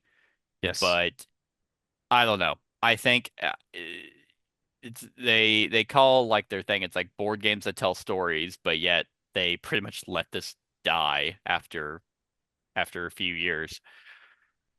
Anyway, it still has really awesome cases. I love the fact that it's set in modern day because you actually can utilize the internet and it even tells you like there'll be a little Wi-Fi symbol that's like, "Hey, look this up online in real life because it's pertinent to this actual case." It's really, really good.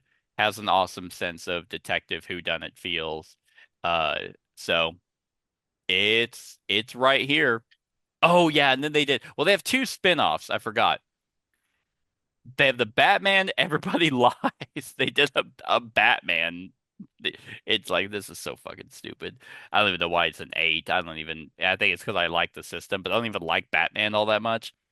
But then Yeah. they did another one that I do still have in my collection, which is a lot truer to form, and that's the Vienna collection or connection.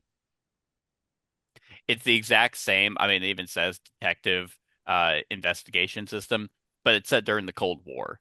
So if you're wanting to get detective, I would recommend season one, their LA crimes, and then the Vienna connection because they all utilize that same system, Yeah. which is really good. And So and I haven't played this yet. I've had it for years and I still have never played it. I don't know why. I think Amy would like it. Even though it's co-op, I think if I just gave her the computer and let her roll with it, I think she would be, yeah, but we just never got it played yet. yeah, no, they're great. I don't remember. I know these pictures I think were extra. But Portal Games is weird. Like now, I don't know. They're not who they once were. No, no, not at all. So yeah, that is my number 96, Detective, a modern crime board game. All right, so my number 95 Yep. is a game that has been on my list, you know, the last year or two. It's been around the same area. And it's a game that I showed you, a couple of years ago, and that is First Rat. Oh yeah. I think I forgot about this game, as did everyone else. This it's up here at this top part because it's still one of my ones I bring with me with I have, because it's such a quick teach and it's not a hard game to learn and it's just Right. kind of but pretty much you are mice in this I guess junkyard and you're trying to go The to the game is cheese called moot. First Rat and Your Mice. Well, you're rats. Uh, Yeah, did I you're say rat. mice? You The, did. oh, my bad. But anyway, you're trying to build a rocket ship to go to the cheese moon. And so you are moving along those circle spaces, gathering those resources as you go. Um, and you can, if you go to like the shops that are along the edge, you can like steal. And if you steal from those, you go all the way back to the beginning, which you may want to do because once you get up on certain tracks and you get your light bulb, there's a little line of like light bulb deals right above the circles. Oh yeah. And you're moving your light bulb with some of your actions. And every space that's from where your light bulb deal is and back towards the beginning gives you double that resource you land on. So it may help you to steal from one of the shops, go all the way back to the beginning, because if your light bulb's moved far enough ahead, then you can get a lot of resources quickly. So you're going through and doing that. You're building parts to your ship. There's a little cheat. There's the bottom part of the board is like your a rat that's tunneling around getting you stuff. There's like several different parts to the board, but there's also those tracks that if you build a certain part, spend resources to build a certain part, you build that ship, and if you were the first one to do it, you get more victory points, and so on. All the while you're trying to get your rats up to the ship, the rocket that's at the top. There's only a certain number of spots for rats to go to the deal. So, and then you score your points at the end of the game. It's a pretty easy game, Hmm. but it also has enough decision and play, and it's kind of cutesy that you can get it. A lot of people will enjoy playing this, and there's even some Yeah. stuff I have that I don't think I showed you. There's like a super rat. Um, like there's different character rats that you can do that it hooks to your meeple, and it's like a super rat and stuff. There's like little module things you can add to the game Okay. and stuff too. But then the back side of the board is this exact same board, but all those circle spots that you go to, it's blank, and the game comes with a big old stack of all those tiles, so you can randomly lay them out. So you Yeah. have like, you know, so it's not the same. You're not going to have cheese on the second spot every time or whatever. Sure. It'll be moved around. So this is one of those ones. It'll never really go much higher. But it's just a solid game that just kind of gets put in this zone because it's such a easy game and kind of cutesy game that gets a lot of people around the table for. Man, I'm not gonna lie, the entire time you were talking, I was just thinking that the theme of this game was clearly the designer was an ex Pixar um Yeah. employee because the theme of this sounds like it would be 100% a Pixar or Disney Yeah. movie Like where it's like, Ratatouille 2, off to the yeah, cheese moon. yeah, onto the cheese moon. Just like, I don't wanna live in the sewers anymore, Pa. I wanna make it up there. I wanna be among the stars. God Hop damn it, Rodney. I told you that the cheese moon is a myth. No, you just gave up on your dreams. just hop That's into the the scene. house with all the balloons from Up and you'll get up there, son. Just go for it. Yeah, like yeah, that shared universe. Yeah. I'll use the rocket ship from the pizza truck. Maybe And maybe maybe Wally can help me when I get up there. yeah, right. They're just doing all these crossovers. It's like, man, they're not even hiding it anymore. Is that Buzz Lightyear? Yeah, he's Yep, flying around he's up there. Heidi ho, good name. well, Heidi ho. Buzz Lightyear's classic catchphrase, Heidi ho. But yeah, nope, this is 100% it's coming. Yep. 2027, completely AI generated from Pixar. Oh gosh. Yeah. But yeah, this is a good game. I Yep. did not hate it. All right. My number 95 is new to the list. But it is not a new game. Far from it. That is Zolkin. New to me because this is the first year I played it. Yep. After Finally got owning it for this. how many years? Oh God, probably as long as it's been out, 2012. Um, yeah, no, this one is phenomenal. I actually have this one and the expansion. hmm The Yeah, expansion is great you too. need to have the expansion if you want to play it more than once, just because it, That's you pretty know, true. Yeah, it kind of, I mean, it's a neat little gimmick, but yeah, the expansion definitely opens it up for some longevity. the player Um, powers. Player power, which is kind of funny because you kind of see where they got it for all their other T games with hmm the expansions from mainly, I guess, Teotihuacan. Because, well, I guess Tekhenu did get an expansion. Tawantinsuyu got an expansion. So never mind. I guess they do support their games. Um, but yeah, this one came out a long, long time ago. Um, and it is really good. It has an awesome gimmick with these gears. You'll probably know this as like the gear game, but you have your different workers that you get to place out, and whenever where you place them, you will eventually rotate the center board, which will of course rotate all the other cogs. So each of these sections is like a gimmick. Like this is where you're gonna get your corn, which you need. This is where you can get like you place crystal skulls um that you have to watch the terrible Indiana Jones movie. But if you if you stay out long enough, you don't have to watch it. But this one will give you like access to the different temple tracks, and this one gives you access to the other resources. So they all have their own thing, but they're the longer you have your workers stay on a spot, the typically the better rewards are. But the problem is you're only limited, you have a limited number of workers. So eventually you're going to want to have to pull them off. So the timing of when you place them out is very crucial. You're trying to gather enough resources to play these different scoring tiles and these different buildings, going up on these different tracks, which I did find out. Don't ignore those tracks because No, you're it's not a not good gonna do idea. well. Um, Especially when you play the expansion and a lot of the public objectives for one of the modules is about going up those tracks. Like I was like, I'm not gonna worry about those, and then I got demolished. Uh, oh, this must be at like a CGE event. I'm like, why the hell is Dungeon Lords over And here? gob in that game, goblins. No, I don't even know what that is.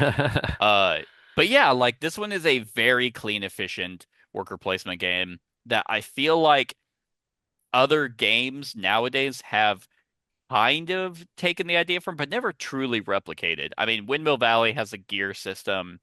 One we just played not too long ago, Fromage, kind of has that idea of like hey, I'm gonna take an action that's gonna take 3 turns before I get my worker back. I really like that decision making. It's a simple decision, but one that has a lot of weight behind it, where it's like, how much do I value this action versus how long it's gonna take for me to get it back before I can use them again. Right. Um, this one is not quite as, I mean, it's a longer game than Fromage, for example, but you have a lot more workers to work with.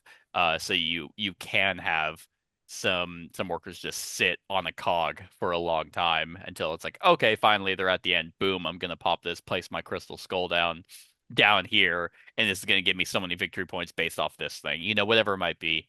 But yeah, I mean it's an awesome staple to go out and get. I don't know how readily available.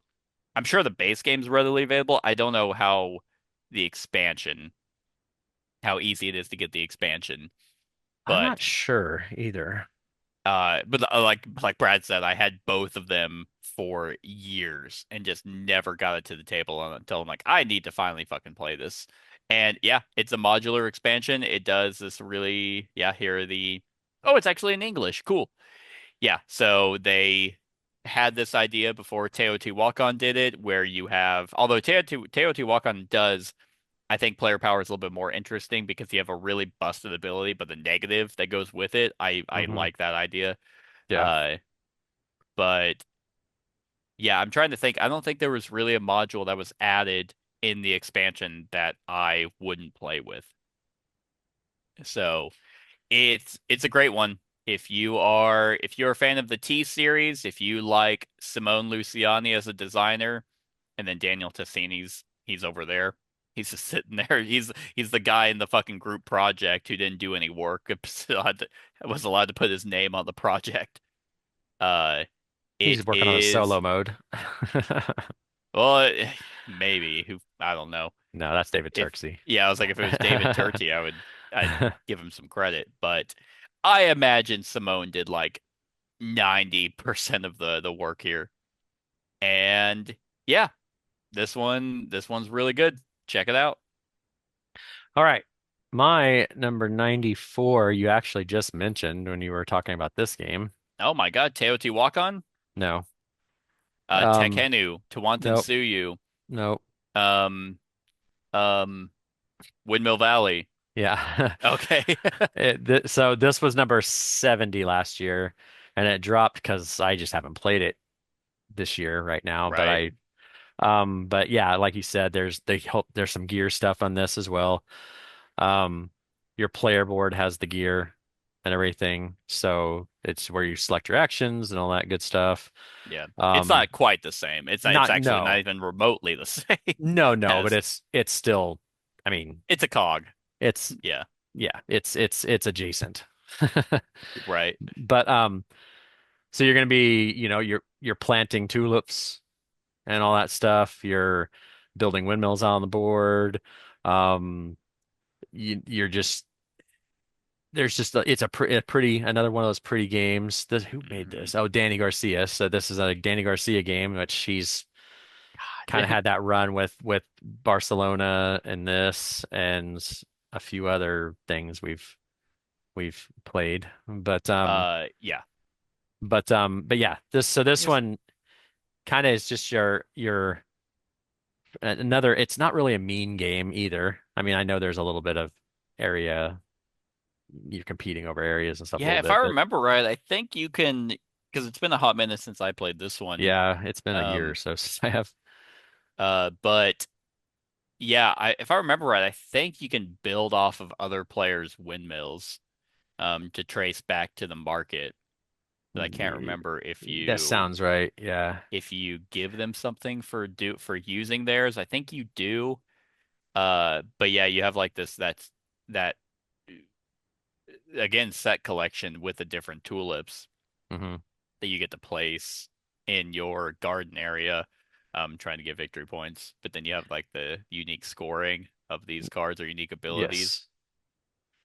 Oh Um, wow, it's another foreign foreign card. the other thing I kind of like about this is I like games that like let you enhance your actions, like because you Yeah. can enhance your windmill your wheels on your player board and make the actions better, stuff like that. So, um, Yeah, you have like a unique cog from everyone else, and then whenever you rotate it, um, you have to pick between one of the two sections, mhm, um, which is really cool because you get those abilities up here. yeah. So, So, Danny Garcia has that deal with making pretty games. I think most of the games he's made seem to be pretty. at least the covers are for sure. Yeah, because like, well, Barcelona's nice and colorful. Um, Oh, there's one I'm Arborea, that there's was the one other I'm one. missing. Yeah, I haven't played Like that one, that one's really really wacky. Um, yeah, you but said I can't. Barcelona was another one. What's the Oh, other one I missed? Daitoshi.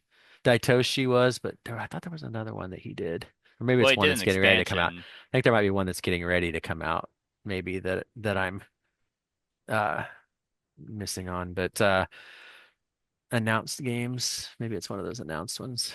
I guess I wouldn't really say this one's all that pretty. No, no, it's kind of a weird one because this is actually Daitoshi's actually in the same world as Batoku, and I did not know that until yesterday. Um, Is it really? yeah, it's like it's and there's like a trilogy of games that in that same world. It's Daitoshi, Batoku, and then this crappy game called Sand. Oh, And th those three are like in a trilogy in that same little world or whatever. But sand. yeah, and I Oh, could that's apparently Devere as well, isn't it? yeah. So, Yeah. but anyway, Windmill Valley is one of those pretty games. It's got a lot of choices to it. Um, it's fallen the 24 spots this time mainly because I just didn't get it played this year. And Yeah. it'll probably fall off the list if I don't Did play it this next expansion year. come out? I don't remember there being an expansion. It says 2025. I'm wondering if it came out at Essen and hasn't made it over Yeah. here yet. I remember it being announced because Barcelona got an expansion, and Yes. I remember because I feel like yeah, Windmill Valley needed a little bit more zhuzh to Hmm. it, um, like to complete orders and stuff. I think that's what you do in this. Right. So nice, Yep. cool, cool, cool, cool. Windmill Valley, I can't imagine hit my top 100 for that same reason. Um, I'm taking a quick look as to, well, I can't find it, so it's either my top 100. Nope, there it is. 243. Gotcha. So fucking trash. I'm just gonna throw it away. All right. This one again blew my mind. Like, I don't know what I was on. I think I was just going pure gut when I was doing my top 100. I'm like, this one, this one, this one, this one. Right. So my number 94 was 158 last year, uh, and 81 the year before. Interesting. So rose 64 spots. I haven't even played this game probably in at least 2 years. But something, maybe it was like I've played other games in this genre that just made me think that I'm like, you know what, this game's actually still really good. And that is Fury of Dracula, Interesting. the third/fourth edition. Although I don't think the fourth edition changed anything except it's now done by WizKids. Yeah, that's all it My was. copy is Fantasy Flight, so it's a stark reminder of what a shithole this company is now. Um, But if you're not familiar, Fury of Dracula is a one versus many game where one person plays Dracula and they are hiding somewhere in Europe. Europe. They basically pick a spot to be their starting location, and they are trying to gather 13 influence through a variety of ways. Mainly, they are trying to age like vampires. So every time that Dracula goes to like a new location, he has this deck of location cards that is, for each of these spots. And let's say I start in Brussels and I move to Cologne. Well, I would have to play a card. I'd have to play the Cologne card face down, and then you could place an event card or encounter card underneath that. And those might be bluffs, they might be, count like delay cards, or they might be vampires. And as Dracula is moving, he places these cards on a track. It's a six-space track. Dracula is not allowed to backtrack, unlike a lot of other games like Letters from Whitechapel or whatever, where you can just kind of hop back and forth to make the illusion that you're moving. Dracula has to keep making a constant progression to Right. connected locations. And the only way you could ever go back to a location is once those cards finally fall off that track. So every 6 spots, you can finally eventually make your way back to Cullen, for example. But eventually, these encounter cards might age and they will. It's like, oh, you didn't find it. So now this is a fully grown vampire. That increases influence. And that's one way for, or actually the only way for Dracula to win. The other 4 players are trying to kill Dracula. So this game actually has an awesome cat and mouse sequence of combat versus just like, oh, we found you, we win. It is, if you find him, you better be sure as shit that it's daylight. Because that's when Dracula's at his weakest. If it's nighttime, you're probably going to get hurt. So I have always loved that element of actually having to find him and damage him because you win by killing him, and Dracula has health. Like he has 15 health. But every character has their own abilities that make them very viable in the fight. It's based off of the Dracula novel of who the characters are. And it's just an extremely solid one versus many. If you like this genre, I know there's quite a few of them out there now. This one to me is a staple in my collection. This one and like Letters from Whitechapel are like it's hard for a game of this genre to come in and be like, "Oh, this is just as, this is better than them." I don't know. That's just how it kind of is for this one. I don't want to have a lot of these kind of games versus having a lot of deck builders or having a lot of it's like this one I like what I like and that's what's staying in my collection. Yep. So it's long. That's the thing is it's always long. But if everyone is in tune and they're locked in, it could be a really epic chase sequence, which I've had. One thing I will say though is if you're playing the variant where Dracula doesn't have his powers, he's not gonna do well, I don't think. Because Mina as a oh wait, where was she? Dang it. Right here. Nope, never mind. I saw wild horses, and for some reason I thought that said Mina Harkness. Is that her name? Sounds Um, right. let's see. But she basically has an ability where if she's in the same spot as another investigator, she could just her turn is to ask if Dracula is in that region. Um, and Dracula needs abilities like his mist form or his like stall tactic where he plays a card and it looks like he moved, but he might not have, or his wolf form or whatever that lets him, I think, move twice, or move 2 locations. But yeah, that is that levels the playing field, I think, a lot. So that is my, oh my God, when did this game come out? 2015, 10 years old now. Well, that's the third, fourth edition. I bet the original was quite a bit earlier than that. Oh yeah, well there was the second edition that came out and then the first edition. Oh God, Yeah. 1987. That's my Dracula, my Harvey Weinstein fucking Oh Dracula looking God. ass. Yeah, I never played second edition, so I've only played third. This is the version that I have. Um, so yeah, that is my number 94. All right. My number 93 is a game that this is the first time it's made this list. Last year it was 134. So it jumped up however many spots, 41 spots. But and this was it's a pretty crunchy game. This is the heaviest game on this list. And it's called Gollum. Oh yeah. Have you Nope. played this one? No, I had heard about it. It's yeah, this one. Yeah. Yep. Uh, Oh, go ahead. no, I was gonna say I had heard about it whenever it came out, but I never got a chance to play it. This is an interesting one because it's deals with like Jewish lore and stuff like that. Yeah. But you take on like you are a you take the role of like I think a rabbi, I think is what they call them. So each person playing is a rabbi, and you have these students underneath you. So you're controlling students. You're building these golems that you are letting the students kind of control. Um, and kind of the stick to this a little bit is if you look at that top left, there's those marbles.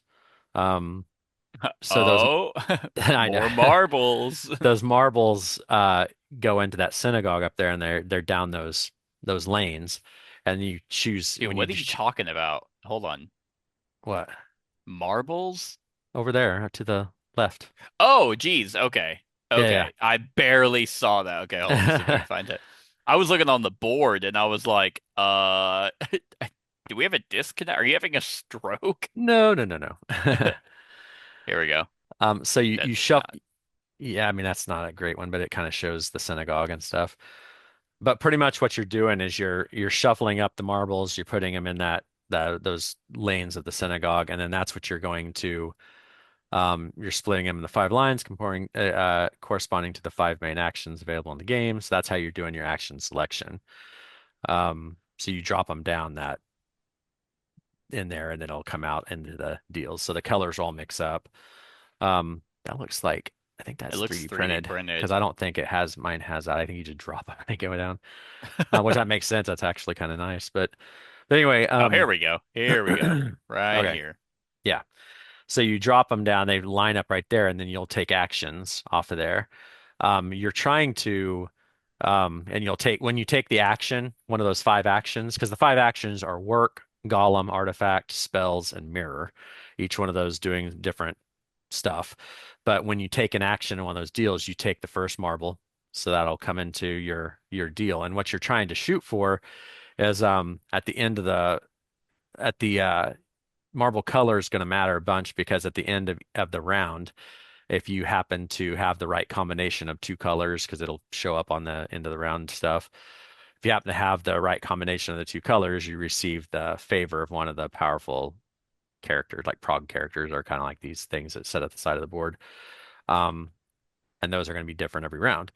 So the interesting thing with this though is like you're wanting to move your students along with your golems to keep them under control. But if your golem gets too powerful, he may start rampaging and start destroying the neighborhood. If he starts Nice. doing that, then you need to put him down. You need to like kill it and Take it. then you need to What's the kill the other way? Tell golem. me about the rabbits, George.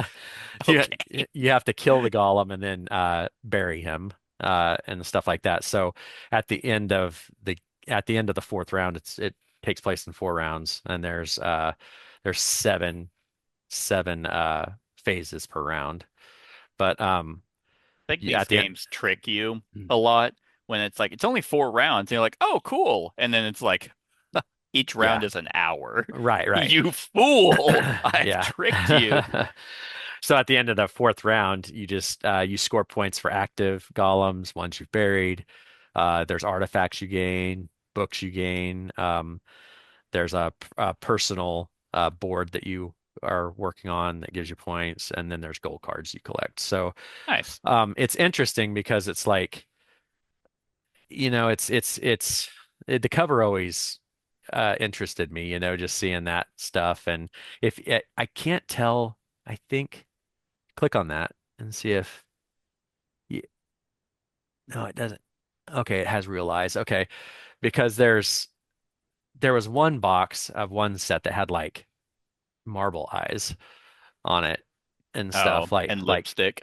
no, it had like a green and a red like faintly in there like marbles. Um, Gotcha.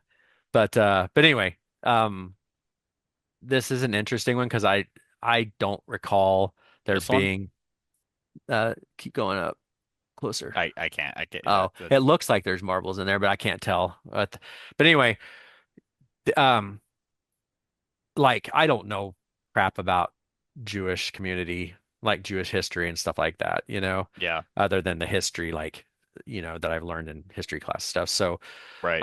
it was interesting because I don't know, at least not knowingly, I haven't played a Jewish themed game. Um, and it was interesting to kind of be in that world and just kind of see, because like that was the whole Gollum stuff is apparently a big part of their history and lore and stuff like that, and or their I don't know what word I'm trying to say, like their fantasy kind of Culture. stuff, maybe, because I don't think they really truly made golems like living stuff. It was, I think it was like a stuff, I yeah. Oh, but folklore. folklore, that's the word I was looking for. But but yeah, so anyway, this one's an interesting one. I don't know where it'll go from here. I played it a couple times this year and that's why it kind of bumped up. But we'll just kind of see where it goes from here. But yeah, it's an interesting one to try out for sure. It's and it came out what, a few years, 4 years ago. 2021. So, but yeah, it's this, like I said, this is the heaviest game on this set of games for sure by far. Nice. So Man, how many Marvel games is this for you? this Two is two in this section. in this section. I Nice. don't Well, I'm know. gonna go in the complete opposite direction. Okay. My number 93 was 71 last year, and it was new to the list last year, so fell 22 spots. Um, this is a game that, for all intents and purposes, sounds like I should hate, but I actually really, really enjoy it. I think I showed this game to you, and that is Mind Bug. Oh yeah. Yeah, this was a fun one. Um, so like I said, two-player games kind of got uh, a priority for a lot of my rankings just because I'm able to get them played a lot more. This is the first one that you can get. There's tons of different other sets that are virtually the same. They have a few new keywords to them, but um, like this one just comes with a certain amount of cards. And what's really cool is one, it was designed. It was what does it say? It was designed co-designed by Richard Garfield. Yeah. And I guess the actual designers that I spoke to at Gen Con a couple of years ago, when they approached Richard Garfield, I think from what I remember, they pitched him the idea of what if you made a competitive card game where every single card is busted. Um, and he was like intrigued by that idea. But even though every single card is good, the shtick with this game that makes it so much fun is that both players have two mind bug cards that at any point your opponent plays a card, you can flip one of your mind bugs to steal that card and play it as if you had played it. So there's a Yep. lot of cards with play effects that do not trigger when your opponent does it if you steal it. So like if Brad plays a card that because you only have 3 health. I mean it's showing 7, but this is just a setup. You only have 3 health in this game. You can go higher than that. So let's say Brad plays a card that says on play heal 2 or gain 2 life. I can use a mind bug to steal that and play it myself and gain the 2 life. Now you can't counter a mind bug with a mind bug. Um, this game has a really interesting kind of like I don't know, like that element of like all the cards in my hand because you only have 10 cards in your entire deck. Um, every card in my hand is really good, but you're always like trepidatious of playing a card because you don't know if your opponent is going to take it. Um, and so there's that element of like you might play a really good card as a bait to get your opponent to take it. Because it doesn't take your turn. Like you would have to play another card. Um, but it's like, haha, I played this card so you would use your last mind bug because I really wanted to play this really powerful card. And a lot of cards have keywords that are associated to them that allows them to take 2 hits because like it's very simple. Other than that, like every card has a strength value. On your turn, you either play a card or you attack with a card. And if you attack, your opponent blocks, and um, you just match strength. If it's higher, the lower one dies. Unless you have something called poison, then basically it'll insta kill whatever it attacks. Um, and if they're the same value, they both die. It is a very, very quick game because even if your opponent gets a really good set of 10 cards and you don't, like, even though like I said, all of the cards are good, um it takes, yeah, 15 to 20 minutes. And then you're like, oh, okay, I lost it. You just take all the cards, shuffle them. There's no assigned deck. It's all the cards are viable, and you just deal out another 10, you play again.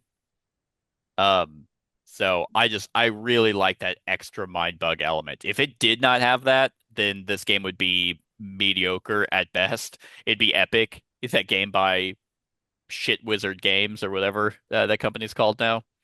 Epic. Um, yeah, That one is a super powerful. It like yeah, I had know, but it was yeah. awful. It was top deck the game. Yeah, Like pretty there's much. this game actually has some thought process Yeah, behind it for sure. of uh Epic sounds like it should have been good, but man, I just hated the way it played. Uh so yeah, so this is the first one um they have a bunch of promos. I don't even know if I have these, but I figured they would have They're had. I probably guess separate there's entries yeah, since because they're they're separate standalone. games. They have Beyond Evolution and then Beyond Eternity. Those were the two that you can get before this latest one, Battlefruit Kingdom, which came with now a storage solution, which is awesome. So so yeah, like if you like competitive 1v1 quick card games, this one is actually one that is really worth checking out. I think they're actually doing a collab with King of Tokyo. Interesting.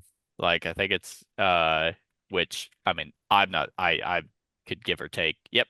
Mindbug X King of Tokyo. Hmm. So not sure how that's gonna go about, but yeah, that is my number 93. All right. Good choice. I like that one.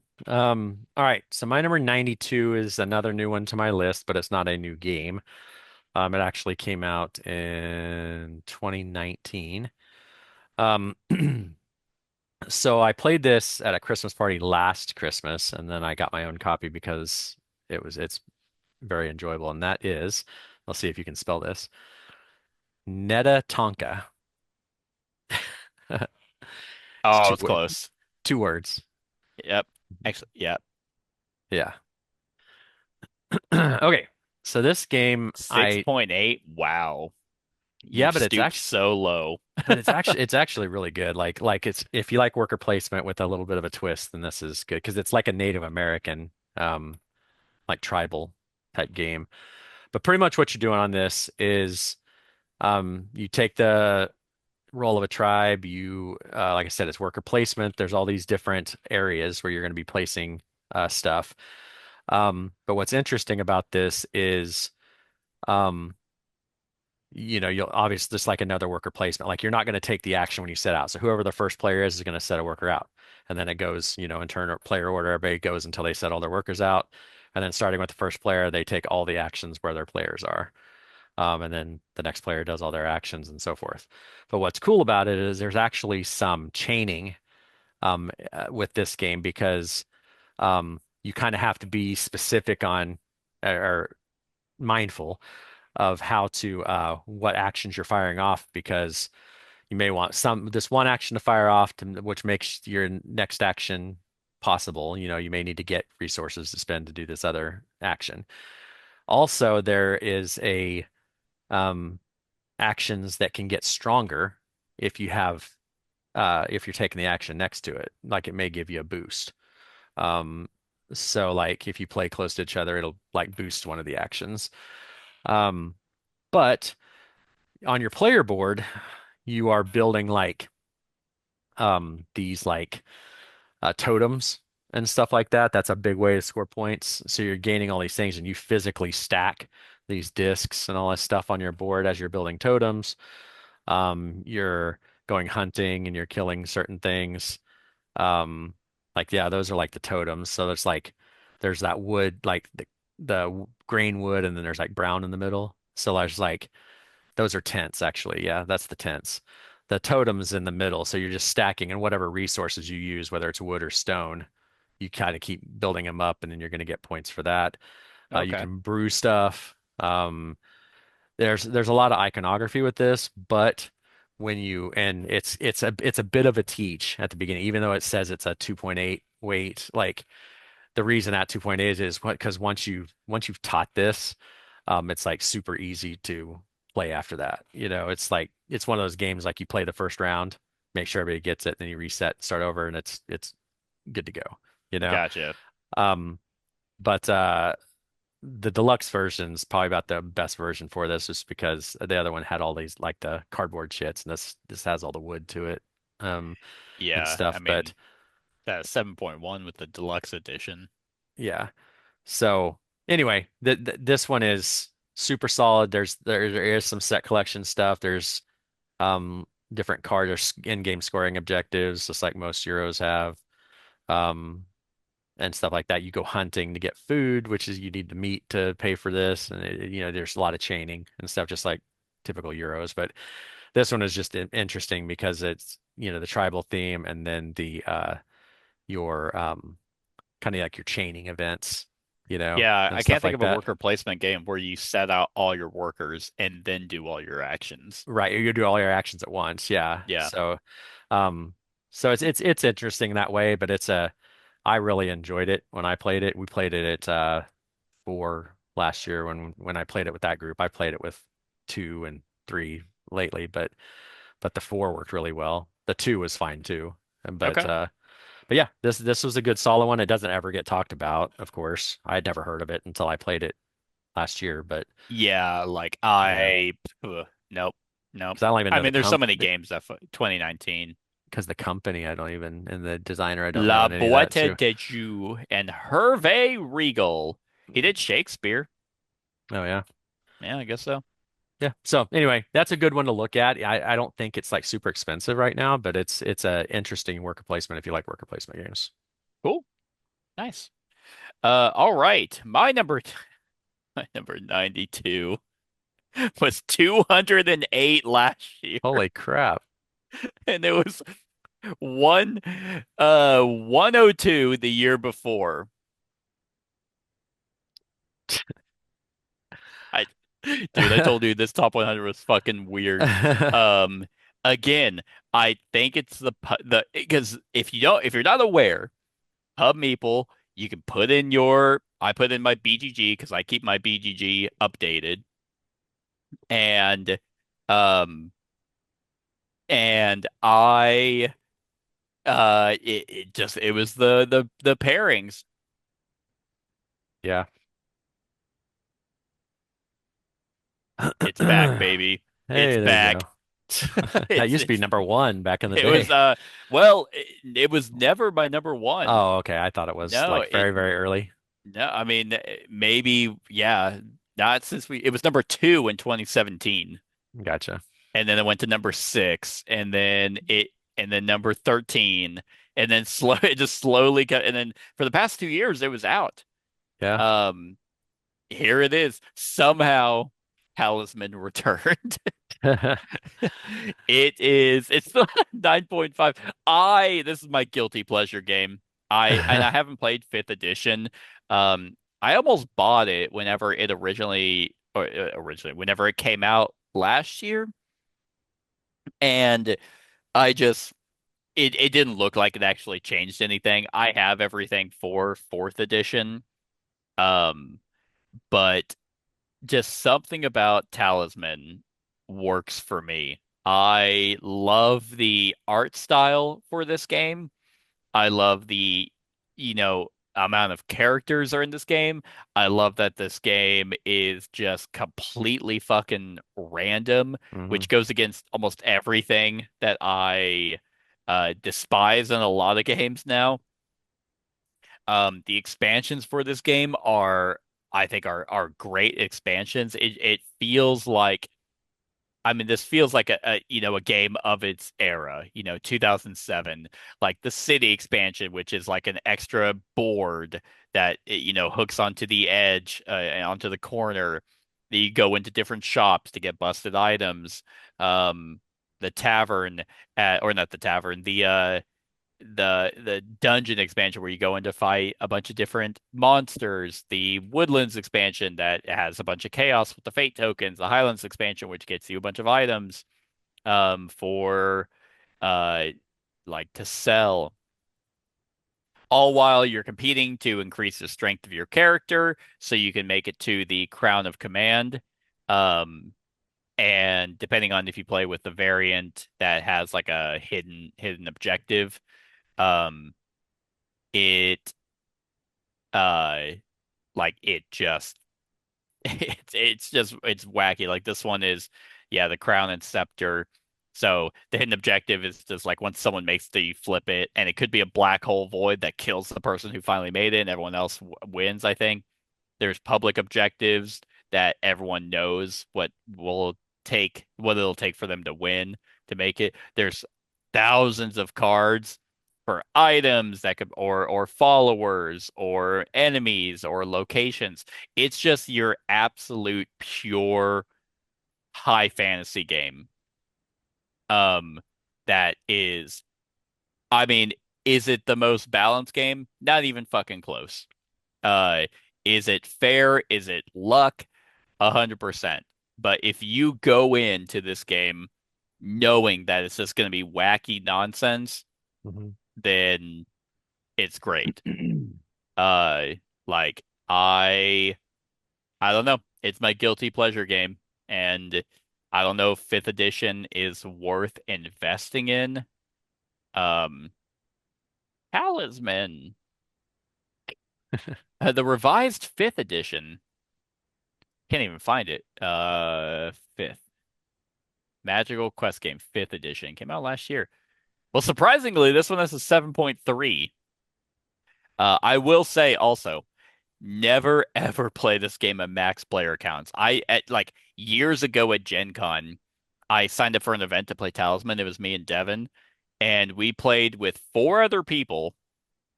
Um, None of them knew how to play. Oh And God. the fucking guy running it also didn't really know how to play. Like I was correcting him and I was like, "Oh man."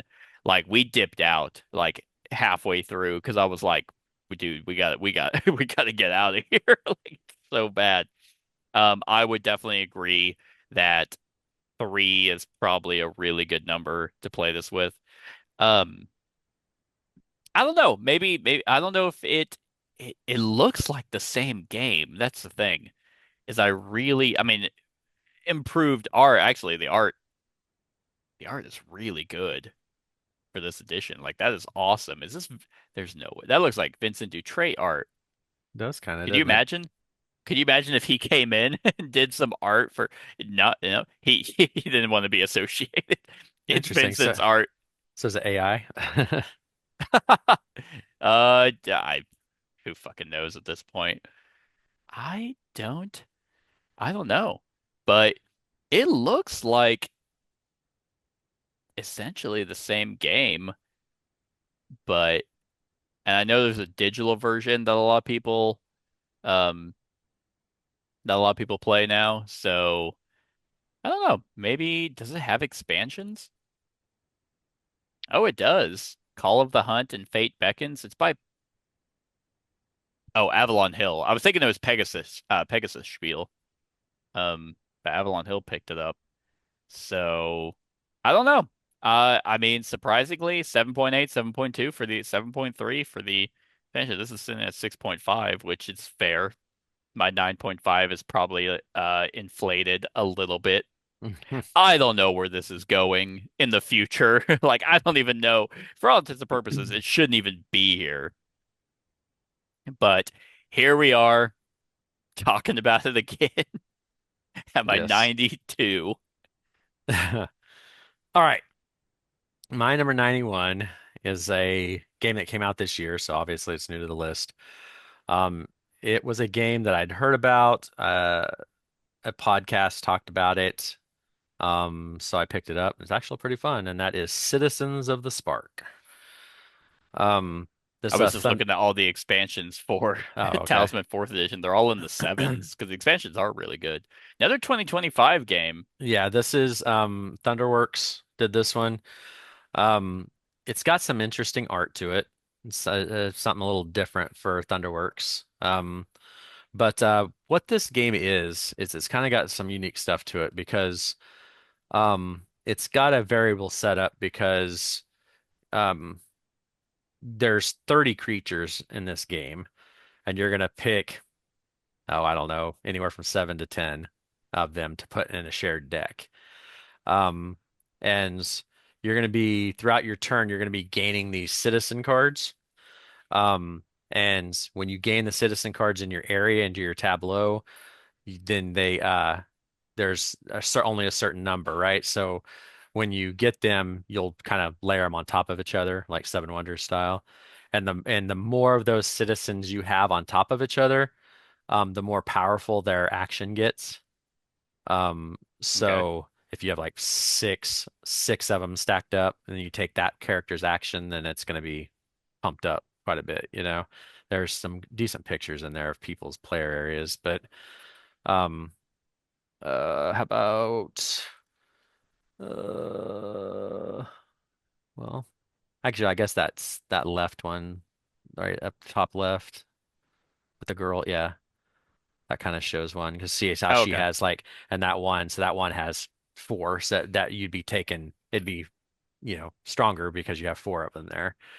But every card type has its own action, it's so when you pick these characters, that's like the merchant has an ability, all the merchants have the same ability, but the more you stack them, the stronger it gets. And it shows right there on the bottom of the card, like if you have Got it. a certain number. So pretty much what you're doing is you're doing that, you're taking actions. Whenever you take an action from that, you have to get rid of a card in that action row. So if you had the four and she took that action, then you toss that card Oh, okay. out of there. So it makes it a little weaker. But pretty much what you're doing is you recruit multiple citizens around, um, and then you place them in your tableau. You group them with the other ones. Then you select one of them to take an action with, um, and then you just keep going that way. You win because you gain these sparks throughout the game, and whoever has the most sparks, whichever village has the most sparks at the end, because you're quite controlling a village or a town, um, and whoever has the most sparks will be the winner. Um, it's a fairly simple game, but it fits that wheelhouse. I mean, that's right. That 45 to 60 minutes time span is correct. Um, this is one of those games that is ripe for an expansion though too, even though it has 30 creatures already, Yeah. um, which is a lot, but getting more is always going to be Hmm. good with those. It's just more actions and more stuff like that. Um, but yeah, this Well, they one have a is, transmission pack. They have a mini expansion. oh yeah, I Oh, don't know they had that, yeah.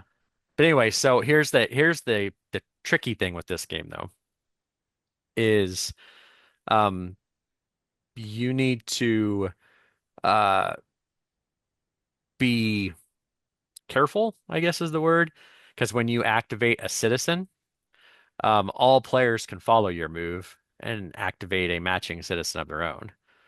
So it has that follow mechanism. Okay. Which I always like kind of because it keeps everybody engaged. Right. Um, because like you have to be watching what they do because you might want to jump right in and use your ability. And if Yep. you use that ability, you actually, you obviously get rid of a card and all that stuff too. So it's an interesting one because Thunderworks really doesn't hasn't done a game like this. They are especially with the art, like most of their games follow that role player art style, or Yeah. unless it's like I guess they went Vincent Dutrait with Tenpenny Parks and stuff like that. But this one's kind of that vibrant color, whimsical Hmm. kind of stuff. Um, and this one's pretty solid. This one is a good one. I don't know what does it say it's best at, 3 or 4? 3 to 4. I played it 2 player and it was fine. I mean, it's the whole follow. The reason these games like this that have the follow mechanic save 3 to 4 because it just gives you more things to follow. Like the Right. game Yeah, doesn't that really makes change. sense. The game doesn't really change with two. It's just, I mean, there's obviously a little bit, but you only have one person to follow from, so it takes the follow action away a little bit. That's the only Yeah. thing that really changes. And Um, you said it was like a shared deck based off the number of players. So, I mean, more cards, right? right. Well, that tableau of 9 cards, like if you see Yeah. that third picture, that those come off the deck. Gotcha. And stuff. So when it says shared deck, it's just like you pick 7 to 10 creatures, and you make that deck, and then that's what fills the tableau. and stuff like that. So, but yeah, I mean, this Cool. is a solid one. This is one that I don't even know if it made any of my top 10 like It did not. lists for my No, none of 2025. the top five, none of the 2025 games besides Tacta had made any of your 2025. Okay. Um, That's why I'm kind of surprised because that's mainly been your list this segment is 2025 games. I'm like, you didn't bring any of these up. well, it's because it's just different. Like when you're looking at a whole and again comparing them against 100 other game, 200, 300 other Yeah, games that's instead true. of within a tier. Yeah, I Um, think that's one thing about BGG is because I'm logged in to obviously my account, people are going to see my rankings of games and it's like, wait, you have a 10 at number 60? Why isn't right. that, up at the number 10? It's like because all rankings are not created equal. A 10, I have a dexterity game that's a 10 out of 10. It's not fucking beaten out. It's like Right. an 8 of a campaign game. Right. It's like Exactly. this is a 10 dexterity game. It's a So 10, but yeah, exactly. but All yeah. right. Yep, that was that And one. finally, this has been a long segment, but I promise they'll probably get shorter. Yes. I promise they'll probably get shorter. Uh, my number 91 is new to the list, and it's a game that I think you've only played at two, and it's fine at two, but it definitely sings at the recommended player count, and that is Bomb Busters. Oh yeah. Yep. Um, so Bomb Busters, like it says, it's best at four. I would actually agree. This game's kind of an anomaly nowadays, just because of the amount of content you get for the price you pay.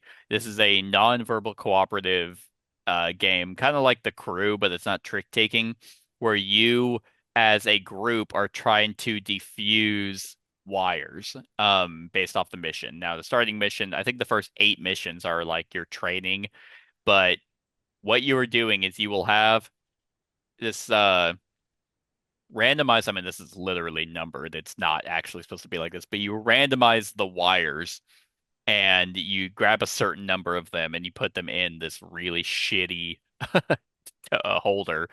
Right. Um, and at the start of the round, or you basically give a clue. Like you take a numbered token and you point it at one of your wires. Like if I wanted to say that this was a 7, then I would put a 7 here that everyone can see. This is a 7. But there's a lot of information that you were trying to convey without giving information. Like, why did I pick that as a 7? How many are to the right of it? Because you put them in sequential order. Right. So if there's two that are on the right of it, and you have 10 tiles, and I put 7, and there's only two next to it, well, that means 7 is one of my highest values. Things like that. Right. Um, this is all on top of the fact that the mission that you were given might have completely different rules to it out of the 66 missions that you get. But the really cool thing about the game also is you have these equipment cards that you will unlock uh, based off of um, which wires get cut. So once a certain number of wires are cut, that equipment becomes available. That's another way you can convey information or help eliminate info. This game is very, very challenging. It is, but it's so quick to play that once you lose, you're like, okay, reset, and you just shuffle them all up, and then you divvy them out. One rule that I kept fucking up is you're supposed to know because there's these yellow wires that have to Right. be cut at the same time, Mm-hmm. and red wires that can't be cut at all. You're supposed to know the values of those. Oh, really? Like, yeah, for the longest time, I think playing with you and playing with the group I did with four, um, like the first time we beat like a legitimate mission outside of training, we didn't do that. So we actually deduced what those wires were, and it was brutal. And then I'm like looking through the rules, and I was like, oh shit, that's what these markers are. It's supposed to tell you That's what funny. those values are. So it yeah, it's insane. This game is, I mean, I guess it's, well, this is saying $40, but yeah, like 30 something bucks for 66 missions that are incredibly challenging. It's kind of an anomaly, but it's a really, really good one. One to definitely break out during the game day. Every game day I have, like with groups, there's like one game that's like the winner. Like, oh, Hmm. this was the best one to bring. Um, and last time I had one, this was it. Yeah, it's So fun for sure. I've thought about picking it up myself. I would only play it with Amy most likely, and yeah. I think it'd be better with more than two anyway, like you said. It is. At two, you basically have two hands of wires, so you play the roll of four. It's just it's much better with four minds going in it. But that's it. That is our first segment in our top 100 games of all time for 2025. Kicking it off again. So 90 more games to go, and I'm looking forward to it. So Yep. that's it, everyone. Stick around for the rest of the top 100 and like, comment, share, and subscribe, and have a wonderful whatever time of day it is for you.